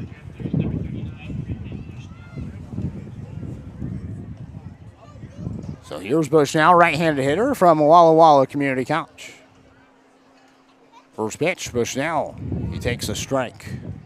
0-1. Nobody on in this 2-1 game for Bushnell, who looks at a pitch inside. Just able to bend backwards, avoid the pitch from Devin. 1-1. Springfield took the first 2 games of the year against Corvallis. Back-to-back shutouts, 2-0 and 6-0, before Corvallis has won the last 6. Pitch outside, 2-1. There's been some close competitive games just like this one, including one that went extras into the 11th inning, and it was the Knights walking it off against Springfield. 2-1, down and away. Now 3 balls and 1 strike. Third time in as many years that Corvallis has walked it off against Springfield here in this very building. 3-1 pitch upstairs, and it's going to be a walk to Bushnell. Springfield on a 6-game losing streak. Hoping to get back on track, pull off a victory here today before the All-Star break. All-Star game tomorrow, Thursday and off day, and then on Friday the team will travel up to Edmonton, flying out on Friday, the morning of their first game against the Riverhawks. Pitch a little bit high, 1 ball and no strikes. Brandon Stinnett to the plate, fly out and a strikeout looking so far. Bushnell leading off from first. 1-0 pitch, taken down low. 2 balls and no strikes. So the team will be traveling up to Edmonton on Friday. Tough flight from Portland to Edmonton. And then you got to play a game that night. Going to be a hot one up in Edmonton for the Drifters. Projected to be 93 degrees on Friday in Edmonton. A rare sight up there in Alberta. 2-0 up and away. Now 3 balls and no strikes. Myself and my dad will be making the trip driving. The team will be flying up on Friday. My dad and I driving tomorrow. Making the trek through Banff National Park, Jasper National Park, and up into the Edmonton region. 3-0 in for a strike. Now 3 balls and 1 strike. Excited to take the trip through the Icefields Parkway, see what it's all about. Certainly the Canadian Rockies look spectacular, and we're excited for the road trip and to get to share some stories on the road up in Edmonton. Stinnett takes up and away. Now back-to-back walks with 2 outs, and the Drifters threatening to tie the game here in the 6th inning, looking for a clutch hit from Dylan Osborne. And now Coach Kearns out there to talk things over with Caleb Devin. Kai Pagan started this inning with a ground out to third. Sam Weber a line drive to third. 2 quick outs on 6 pitches, and then back-to-back walks on a total of 5 pitches to each batter for Caleb Devin. 2-1 the score. 2 runs, 4 hits, 1 error defensively for Corvallis. 1 run, 5 hits, no errors defensively for Springfield. Mentioned the Corvallis Knights getting drafted here today in the 3rd day of the MLB draft. Well, a couple of Drifters were drafted today as well. A couple of former Drifters, both that played last season. One of them, Bryce Betcher. He was drafted in the 13th round by the Houston Astros. Last season for Springfield, played in 2 games while splitting time with the Oregon Duck football team, where he was a linebacker, special teams player, a fan favorite down at Autzen Stadium. And then had an even better season with the Oregon baseball team. Crushing baseballs, was on SportsCenter Top 10, I believe, 4 times throughout the year with his defensive masterclass at center field. And he got drafted in the 13th round, all that hard work paying off. First pitch in for a strike to Dylan Osborne, 0-1. So he was drafted in the 13th round by the Houston Astros after 2 games and 1 start last season with Springfield. And then Hunter Dryden, the 2-time Springfield Drifter, he was drafted as Dylan Osborne's bounced to the right side. Bears Jaro fields and throws to first to retire Osborne for the final out. 2 left stranded after 2 walks, no runs, no hits, and no errors. Heading on to the bottom of the 6th inning. 2-1 the score. Corvallis with the lead here on the Knights live stream and Joe Radio.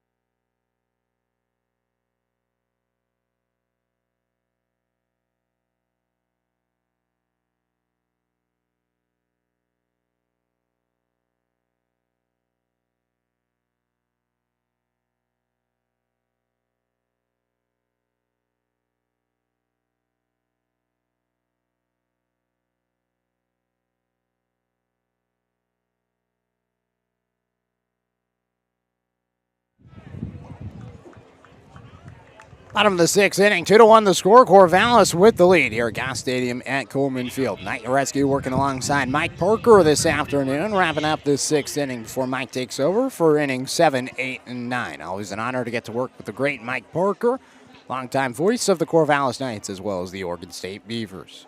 Ethan Paulson out there here in the bottom of the sixth inning. The right-hander from Bushnell delivers a little bit down low to C.J. Collier, the 7-hole hitter, 1-0. Collier, Peyton Miller, and Houston Wheeler due up at the bottom of the order for Corvallis as they lead by 1, thanks to a run scored in the fourth inning. Paulson delivers, fastball, swing and a miss. Got Collier to chase on a heater up and inside. 1 ball and 1 strike. So Ethan Paulson, his second inning of relief work. Hasn't pitched much out of the bullpen this season. Misses down in the turf now, 2 balls and 1 strike. His last outing was his longest of the year. That came on July 12th, 4 days ago. Pitched 3 innings against Ridgefield, allowed just 1 hit, 1 walk, and 3 strikeouts. 2-1, in for a strike. 2-2. 91 miles per hour this time from Paulson, who has touched 93, 94 miles per hour a few times. The 2-2 delivery. Popped in the air by Collier, first base side, and it goes out of play. We'll do the 2-2 one more time. So I was mentioning it in the top half of the inning. Hunter Dryden, he was drafted earlier today, the former Springfield Drifter, has the club record in strikeouts and innings pitched. 81 strikeouts in 86 and a third innings for Hunter Dryden across 2 seasons with Springfield. C.J. Collier pops it up towards shallow right field. Sam Weber, the second baseman, calls off Andrew Gunnet, and Ryder Dykstra make the catch for out number 1. So 81 strikeouts in 86 and a third innings for Dryden. Pitched 50 and a third innings last season for Springfield. The other 36 and a third the year before that. Dryden, a young man that was drafted in the 17th round by the San Francisco Giants after 4 seasons at Whitworth. First pitch up and inside, and Peyton Miller wears it on the upper back. 91 miles per hour from Paulson, and Miller gets up, and Paulson apologizes. Ball got away. So a hit-by-pitch issued by Springfield, which came in with the 5th fewest hit-by-pitches this season as a combined staff. Runner at first, 1 out here in the bottom of the 6th. So Dryden, it'll be interesting to see if he signs with San Francisco or not in that 17th round draft pick. Excellent pitcher that had a 92 mile per hour 2-seam fastball and a 91 mile per hour 4-seam fastball, both with movement.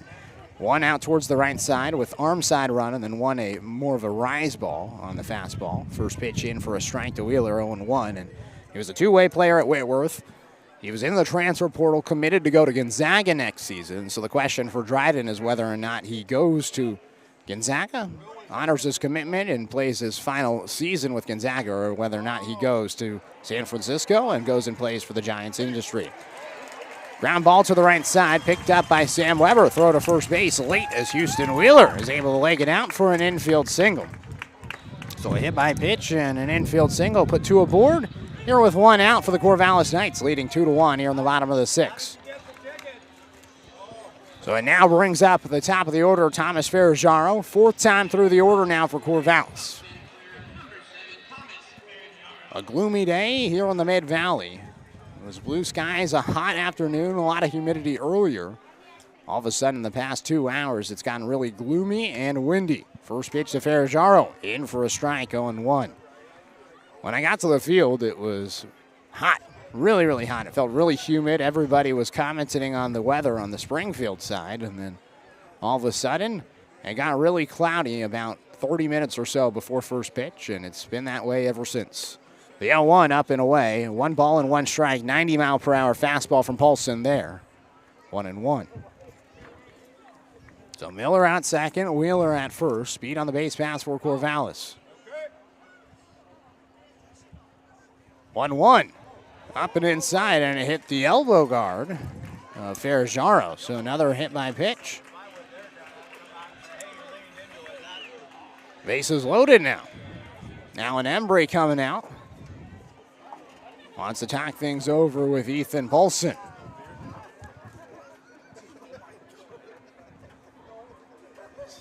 Looks like someone is starting to warm up in the Springfield bullpen. Not sure if they're going to make the pitching change just yet. It's Caden Alberghini, and he steps out of the door in left field. Presumably a pitching change coming. It is a pitching change. So Alberghini, the big 6'7" right-hander from Seattle University, coming in for Ethan Paulson. Pitching change coming. We'll let you know all about Mr. Alberghini on the other half of this break here on the Knights live stream and Joe Radio.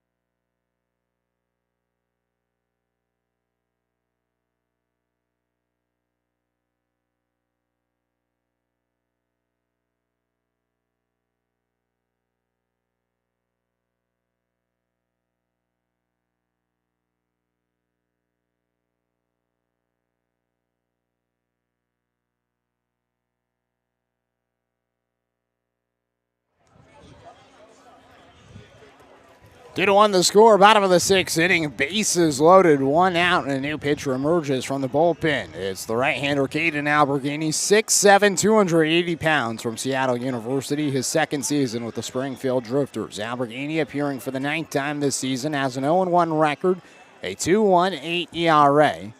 The right-hander is the team leader all-time in saves in a career, up to 5 saves in his career after 4 this season. A big back-end pitcher, but now called upon in the middle innings. Bottom of the sixth and one out with the bases loaded, coming in to try to keep it a one-run game. Alberghini 15 strikeouts to 6 walks this season. A couple of games with 4 strikeouts across 1+ innings. Longest outing this year, 2 innings. So here's Kason Consarinho with the bases loaded, 1 out. Springfield looking to turn 2 and keep it a one-run game. Alberghini in for Ethan Paulson. Delivers a first pitch strike down low. 1-0. Paulson, his final line as of right now, 1 1/3, 2 hits, no runs allowed, 2 hit by pitches, and 1 walk with a strikeout. You get 3 hits for Paulson. Nonetheless, so far no runs credited to him. Alberghini comes to the dish, 89, in for a strike. 1-1. Alberghini picked up the loss against Corvallis back on that 3-4 loss in extra innings. The walk-off hit for Corvallis on the tough play with Andy Miller at first base, unable to field the ball with the bases loaded and coming home. 1-1 from Alberghini. Down and inside, 2-1. Alberghini last season appeared in 13 games and 13 relief appearances for Springfield. Went 1-0 with a 2.07 ERA. And another successful summer with Springfield so far. New role from him here in the middle innings. 2 balls and 1 strike. Pitch from Alberghini. Looked at for a strike. 89 in that low outside corner. Strike called by Anthony Brown, the home plate umpire. Anthony Artini still out there patrolling the bases. 2 balls and 2 strikes to Consarinho. Hit by pitch, ground out and a fly out so far for Consarinho. The UCLA Bruins slinging that baby blue bat. 2-2. Looked at inside. Now 3 balls and 2 strikes. Big pitch upcoming for Alberghini with the bases loaded. 3 balls and 2 strikes. Wind blowing in here on this musky, humid Tuesday afternoon. 3-2 delivery. Down low, and that's a run. Peyton Miller comes in from third. Houston Wheeler moves over to third base. Thomas Ferragaro to second. And a walk. Jason Conserania puts him at first base. Wind's starting to really pick up. It's been a wild wind of a day. An absolute heat wave. And now a lot of wind and cloudy skies. First pitch to Luke Lavin. Flared out towards second. Sam Weber ranges back, makes the catch. Throw back to first base. Gonna can't catch it.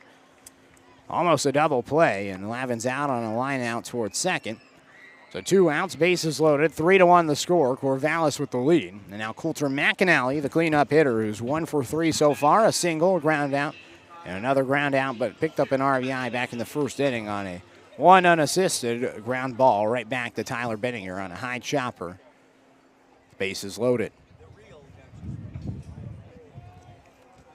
So Alberghini out away from getting out of this inning with just 1 run coming in. And misses down low, 1-0. 1-1 credited to Ethan Paulson now. He is responsible for Houston Wheeler over at third base, as well as Thomas Ferragaro at second. 1 ball and no strikes. Pitch to McAnally. Foul tipped in the mitt of Griffin Bushnell, 1-1. But Griffin Bushnell getting the start catching today. He's been splitting time with Cooper Jones as of late. Jackson Upton also getting some reps. Dane Woodcook, his season is done after the WCL All-Star game happening tomorrow. 1-1, popped up towards us, heading towards the press box, and it lands a few rows towards the left of us and down the stairs. 1-2. I'm waiting for the opportunity here at Goss Stadium at Coleman Field, where we're situated on the porch, to eventually catch a foul ball. Hasn't happened yet in 3 years, but I'm waiting for the moment. Had an opportunity with Oregon softball this past spring, and it hit my hand and fell off, and I want to redo at it someday. The 1-2, swing and a miss by from Alberghini as McAnally goes down swinging. A strikeout for the big right-hander from Seattle as he leaves the bases loaded, but not before the Knights can score 1. On a couple of walks, a hit by a pitch, and a single. No errors defensively for Springfield. End of the 7th, Mike Parker taking over for the final 3 innings of play-by-play. Been an honor to do this once again here on the Knights live stream and Joe Radio. We'll take the Knights live stream.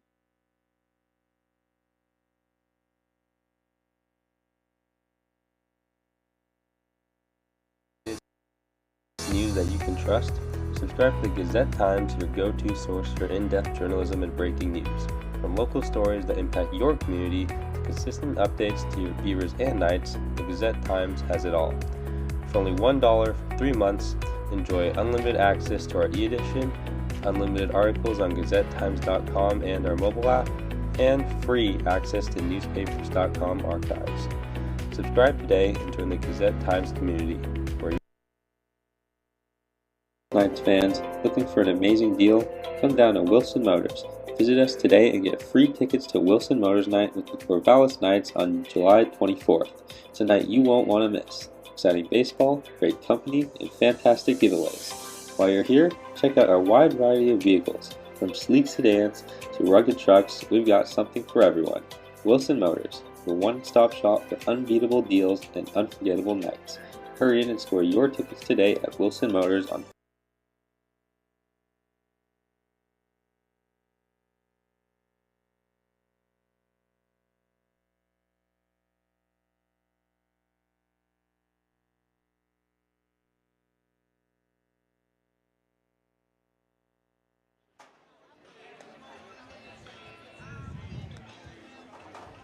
With a major change in the weather, and I mean a major change, as they said in one of the early,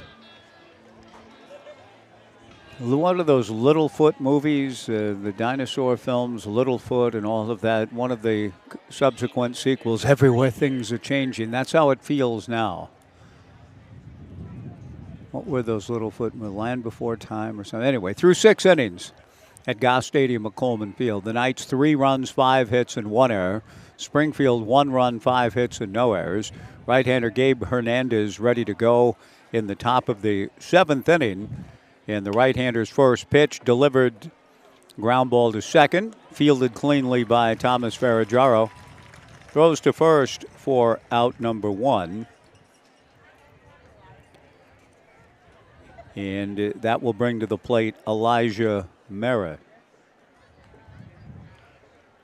Elijah has walked, lined out, and had an infield single. 3-1 Knights, top of the 7th inning. Gabe Hernandez following excellent work by Cohen Gomez and Caleb Debin. The Knights with a 3-1 lead, but they have not really maximized their opportunities. They've left 10 men on base. They've received 8 free passes and have just a 2-run lead. Elijah Maris takes a strike from Gabe. The 0-1 breaking ball swung on and missed. 0-2 the count. 3-1 Knights in the top of the 7th inning. Gabe Hernandez and Luke Lavin, the battery. Gabe kicks and comes to the plate. Fastball just missed. A little bit off the plate, and the count 1-2. Brooks Hatch and I were discussing in the McGrath family press box to my left a little earlier while Knight was calling the action here. The 1-2 pitch hit foul towards the Omaha room and out of play. At the umpiring in this league, we remember the days when a pitch anywhere sort of near the plate would be called a strike. I think properly and to the good, the zone has tightened. The 1-2 pitch, fastball foul back. Now, there are pitches that are still missed, but in the earlier days, the Knights have been playing here since 2007. It's felt as though a pitcher didn't need to be quite as fine and sharp as he needs to be now to get a strike called. The 1-2 pitch misses inside, ball 2, 2-2. There have been many pitches in tonight's game and throughout this summer where in years past, the umpire would have been quick to raise his right arm. Not so much anymore, and that's good. The 2-2 breaking ball hit foul off first and playable. The wind blowing it back into fair territory. It's a strong wind, and Dufort does a nice job to stay with it. Going into foul territory and then coming back into fair grounds to grab it. 2 down in the top of the 7th inning, and Andrew Ghana will come to the plate. Andrew has fouled out and singled to center, singled to the hole at short. 3-1 Knights in the 7th. Gabe Hernandez and Luke Lavin with Quinn Dufort at first, Thomas Ferraggiaro at second, Peyton Miller at short, Kaysen Consarini at third. The pitch to Ghana, fly ball to left field. Houston Wheeler perfectly positioned to make the catch. And that's that in the 7th for the Springfield Drifters. A quick 1-2-3 inning for Gabe Hernandez. Wheeler, the left fielder, with C.J. Collier in center, Kellen Siegel in right. We go to the bottom half of the 7th. The Knights 3 and the Drifters 1 on the Knights live stream and Joe Radio.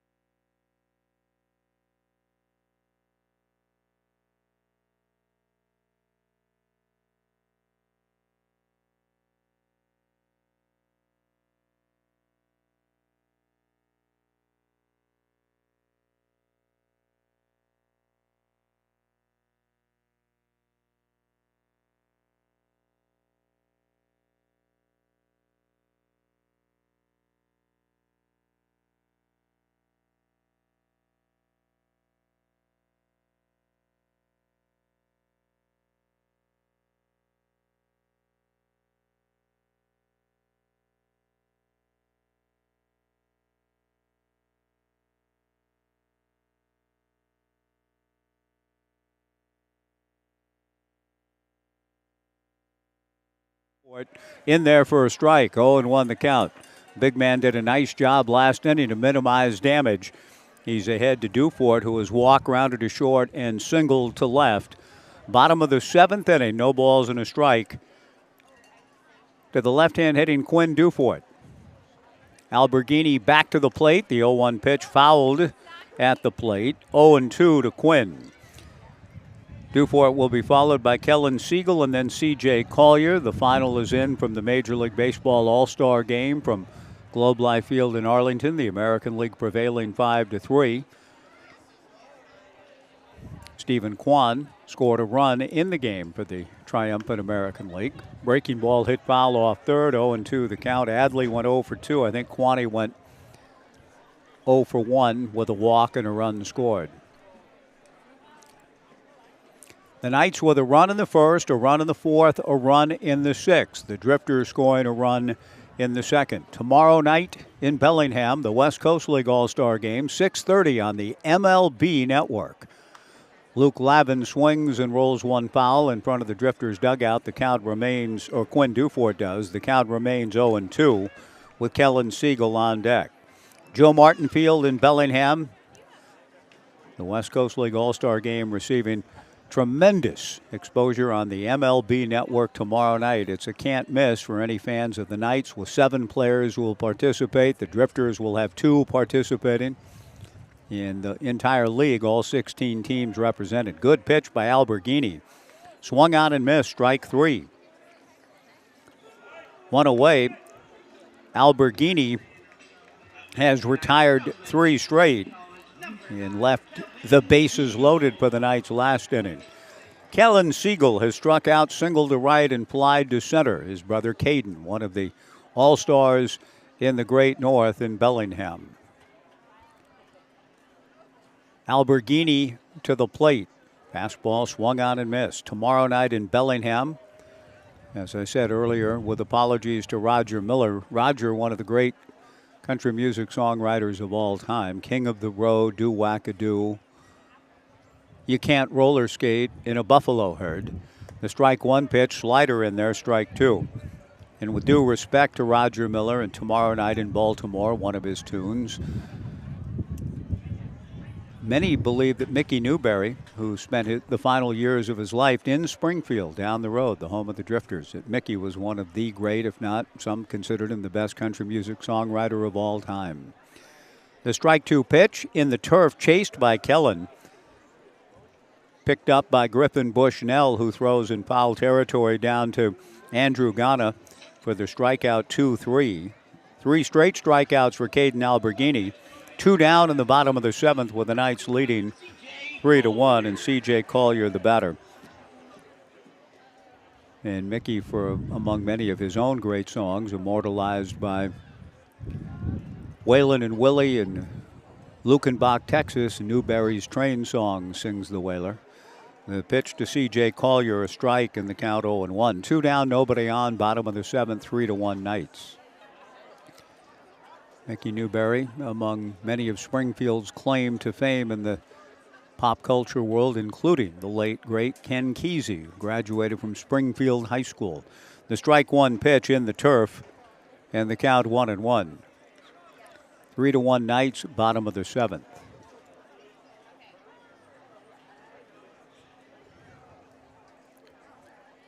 CJ, 0 for 3, has scored a run. Trying to get something going against the big man, Caden Alberghini, who's been excellent. Fastball swung out and missed, and Caden is a pitch away from fanning the side. Peyton Miller on deck. The attendance this evening, and it brings to mind another outstanding author, Geraldine Brooks from Travis Pisana's homeland. The 1-2 pitch on the way, a half swing. He went around, according to home plate umpire Anthony Brown.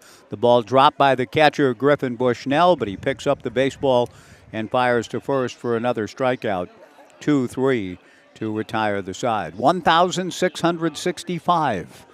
Geraldine Brooks wrote a book called The Year of Wonders, which encompasses actually 1665 and 1666 in London, the Great Fire of London, the Plague. Fascinating work by Geraldine Brooks.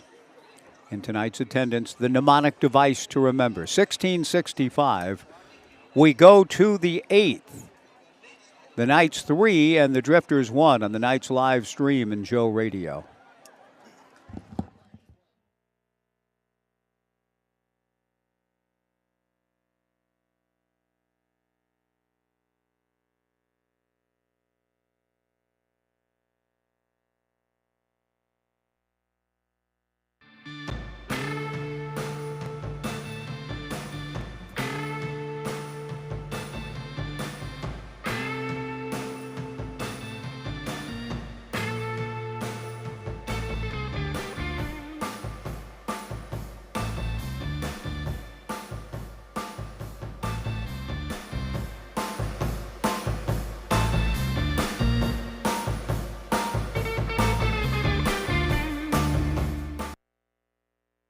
At Eugene Airport, we want to say thank you. Thank you to our community for choosing us to connect you to many.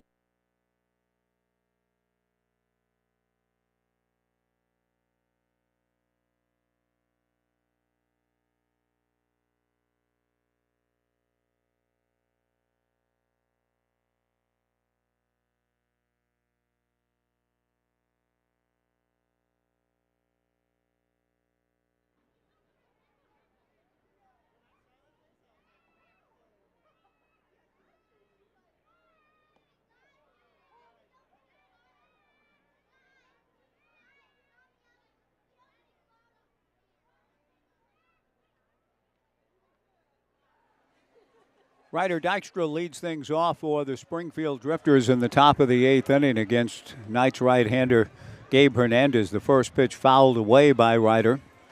The 0-1 pitch taken on the inner half for a strike. 0-2 the count. Hernandez bounces the 0-2 offering. Now comes back with a change. Swung on and missed. Strike 3. Ryder Dykstra goes down on strikes for the second time tonight. He's 0 for 3 with a walk drawn. And coming to the plate will be Kai Pagan. Kai has walked, or actually scored a run, the lone Drifters run, getting aboard on a fielder's choice. Popped to second and grounded to third. He fouls the first pitch off his front foot. No balls and a strike here in the top of the 8th inning, with the Knights leading the Drifters 3-1. Brooks Hatch said he was going to do a little research. I haven't had the opportunity to, whether Kai might be a descendant in any way of the former Major League infielder, outstanding glove man, Jose Pagan. Swung on and missed in the count 0-2, and back comes Hernandez. Slider got him swinging. Excellent pitching from both staffs tonight. 2 down in the top of the 8th inning, the Knights leading 3-1, and Sam Weber, the batter. Sam out of Barlow, as is his brother, an outstanding catcher, Wilson Weber. And playing at Lewis Clark State. The pitch to Sam is in the turf, ball 1. Sam has fouled out, had an infield single, and lined out. 1 ball and no strikes. Gabe Hernandez to the plate. Good fastball. Swung on and missed in the count 1-1. Gabe with his 13th overall appearance and really pitching well here tonight. The right-hander back with a good slider that just misses, ball 2, 2-1. Gabe with a record of 3-1.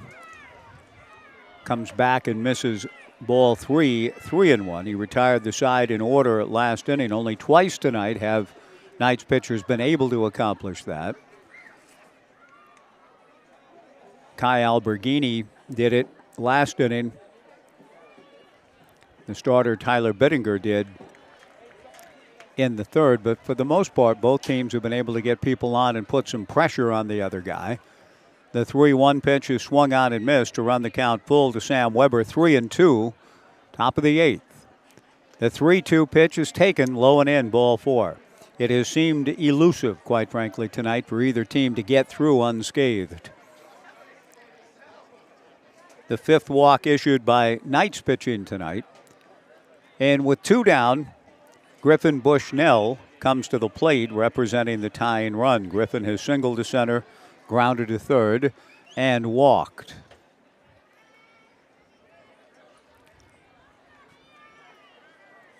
Randy Williams has been forsaken by all. He remains by himself, sitting right below our vantage point. Bushnell takes a strike and the count 0-1. Tonight's attendance is larger than last night's, according to the number given, and it doesn't compute just the eyeball test. The strike one pitch misses away. Last night I thought we would announce about 2,000. The number was 1,395. No mnemonic device comes quickly akin to 1665 for that, but that is the official attendance tonight, 1,665. Hernandez delivers a one-hopper to the hole at short, backhanded by Peyton Miller.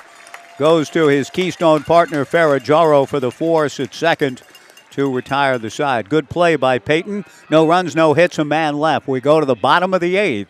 The Knights 3 and the Drifters 1 on the Knights live stream. And a new pitcher coming in to take over for the Drifters as we go to the bottom of the 8th.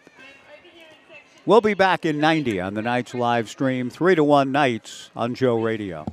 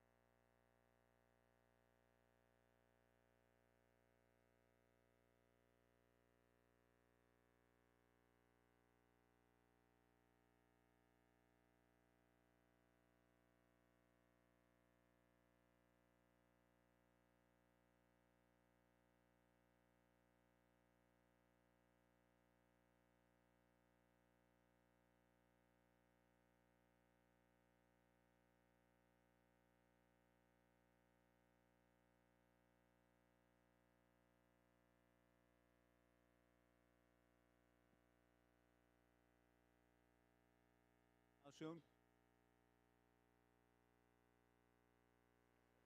Bottom of the 8th inning, the Knights leading the Springfield Drifters by a score of 3-1. Peyton Miller, Houston Wheeler, and Thomas Ferraggiaro, the scheduled hitters against the new Drifters pitcher, Gabe Howard, 6'3", 205-pound right-hander out of West Lynn, getting ready for a freshman campaign at the University of Oregon.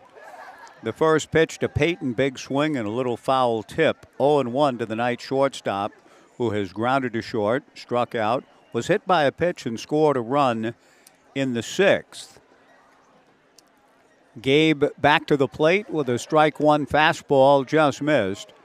1 ball and 1 strike the count.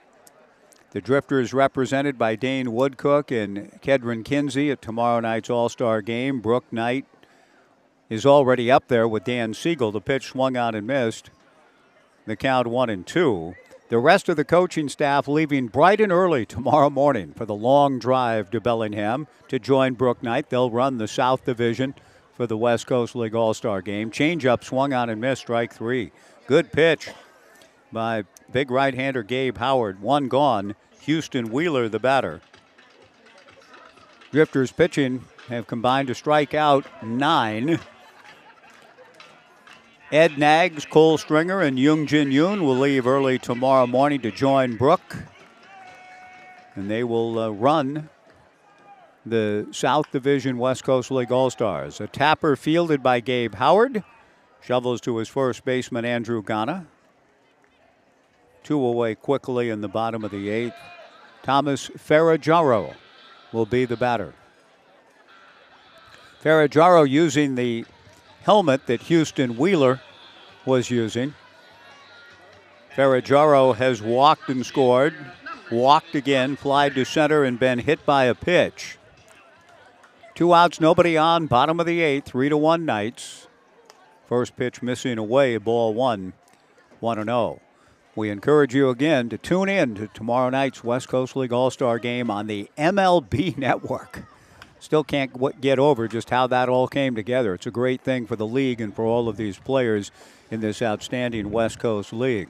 A chopper to third, Elijah Maris fields and throws to first. In a good inning of work out of the bullpen for Gabe Howard, a recurring theme. We go to the 9th. The Knights are 3 outs away. Gabe Hernandez looking for the save. The Knights 3, the Drifters 1 on the Knights live stream and Joe Radio.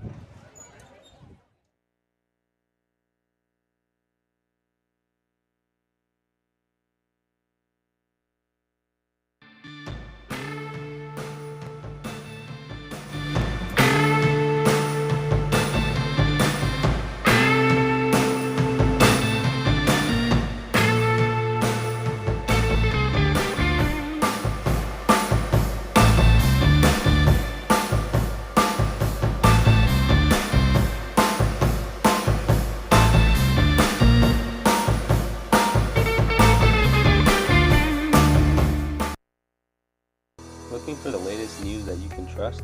Subscribe to the Gazette-Times, your go-to source for in-depth journalism and breaking news. From local stories that impact your community to consistent updates to your Beavers and Knights, the Gazette-Times has it all. For only $1 for 3 months, enjoy unlimited access to our e-edition, unlimited articles on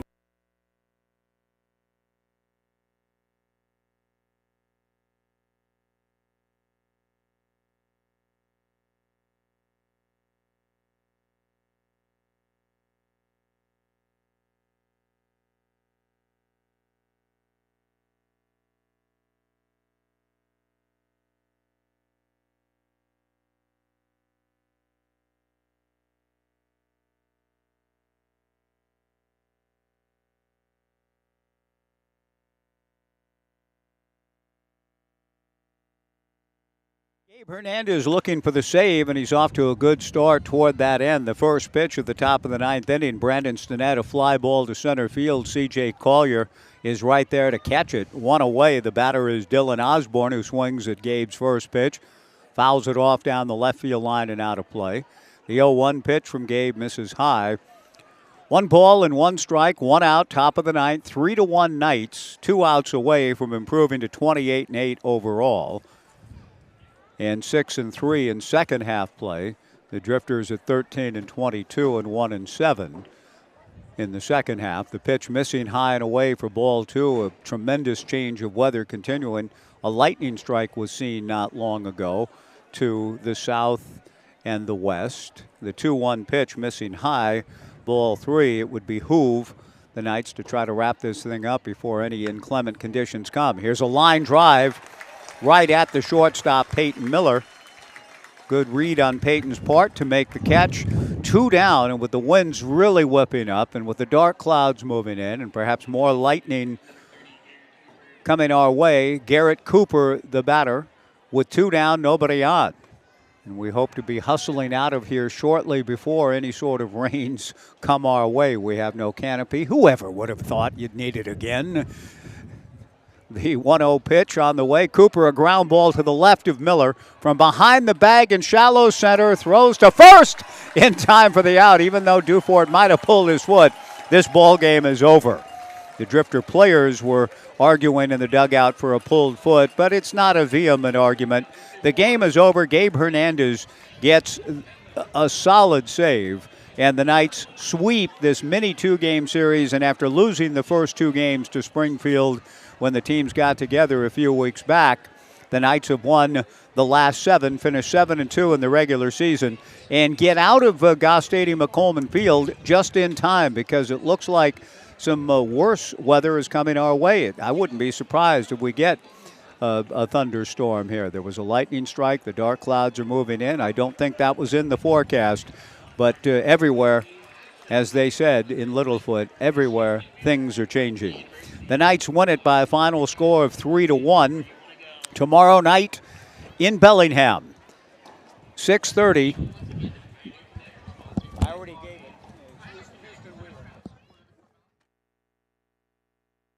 it. Be sure to tune in to the MLB Network tomorrow and watch the Corvallis Knights. James DeCramer, Tyner Horn, Caden Siegel, Ty Yukamoto, Blake Wilson, Brandon Cabrera, Kevin Takeuchi, the Springfield Drifters players, Kedron Kenzie and Dane Woodcook, and all of the coaches, Brooke Knight, Ed Nags, Cole Stringer, and Young Jin Yoon will be on hand to run the program for the South All-Stars in the first West Coast League All-Star game since 2019, the year of Brooks Lee, and the year that Adley Rutschman, a former Knight, went #1. It's been quite a week. We will be back on Knuckleball night here on Thursday with the Northwest Star Nighthawks coming in for a non-league game on Thursday night. That's going to do it. Knight, great to talk to you. Now, you've got, it's been fun working with you all summer. Really enjoyed. Thank you for the hospitality at your ballpark. Thank you for coming up here. Hope you've had a good time. You got a long trip coming to Edmonton, is that right? Yeah, absolutely. Leaving tomorrow morning with my dad. We're going to drive up to BC tomorrow, and then we're driving through Banff and Jasper. Beautiful. Thursday, and then on Friday we play in Edmonton. Games Friday, Saturday, and Sunday in Edmonton. So I'm excited for that trip. First time that we're making the trip to Canada. The WCL, they wanted us to go play a game in Canada. Our first 2 seasons, they let us take the year Right. off and not make the trip up to Canada. It's the first time as an organization that we're going up. Beautiful. It's really fun. You're all passported up, aren't you? Yeah, Okay, well, good. Oh, yeah, well, then you would be. But I hear that you're a little limited on pitching because not all of the guys have passports. Yeah. Right now we have about 7 players, and so 7 pitchers. Thankfully, though, there's a few players that pitched in high school, and so they may get some action this upcoming weekend with their previous pitching experience in high school. A guy like Nolan Miller who had some success in Oh, okay. high school. He's only pitched once for us this year. He came this past weekend against Richfield. They tried him out. He had some success. We might see some more of him.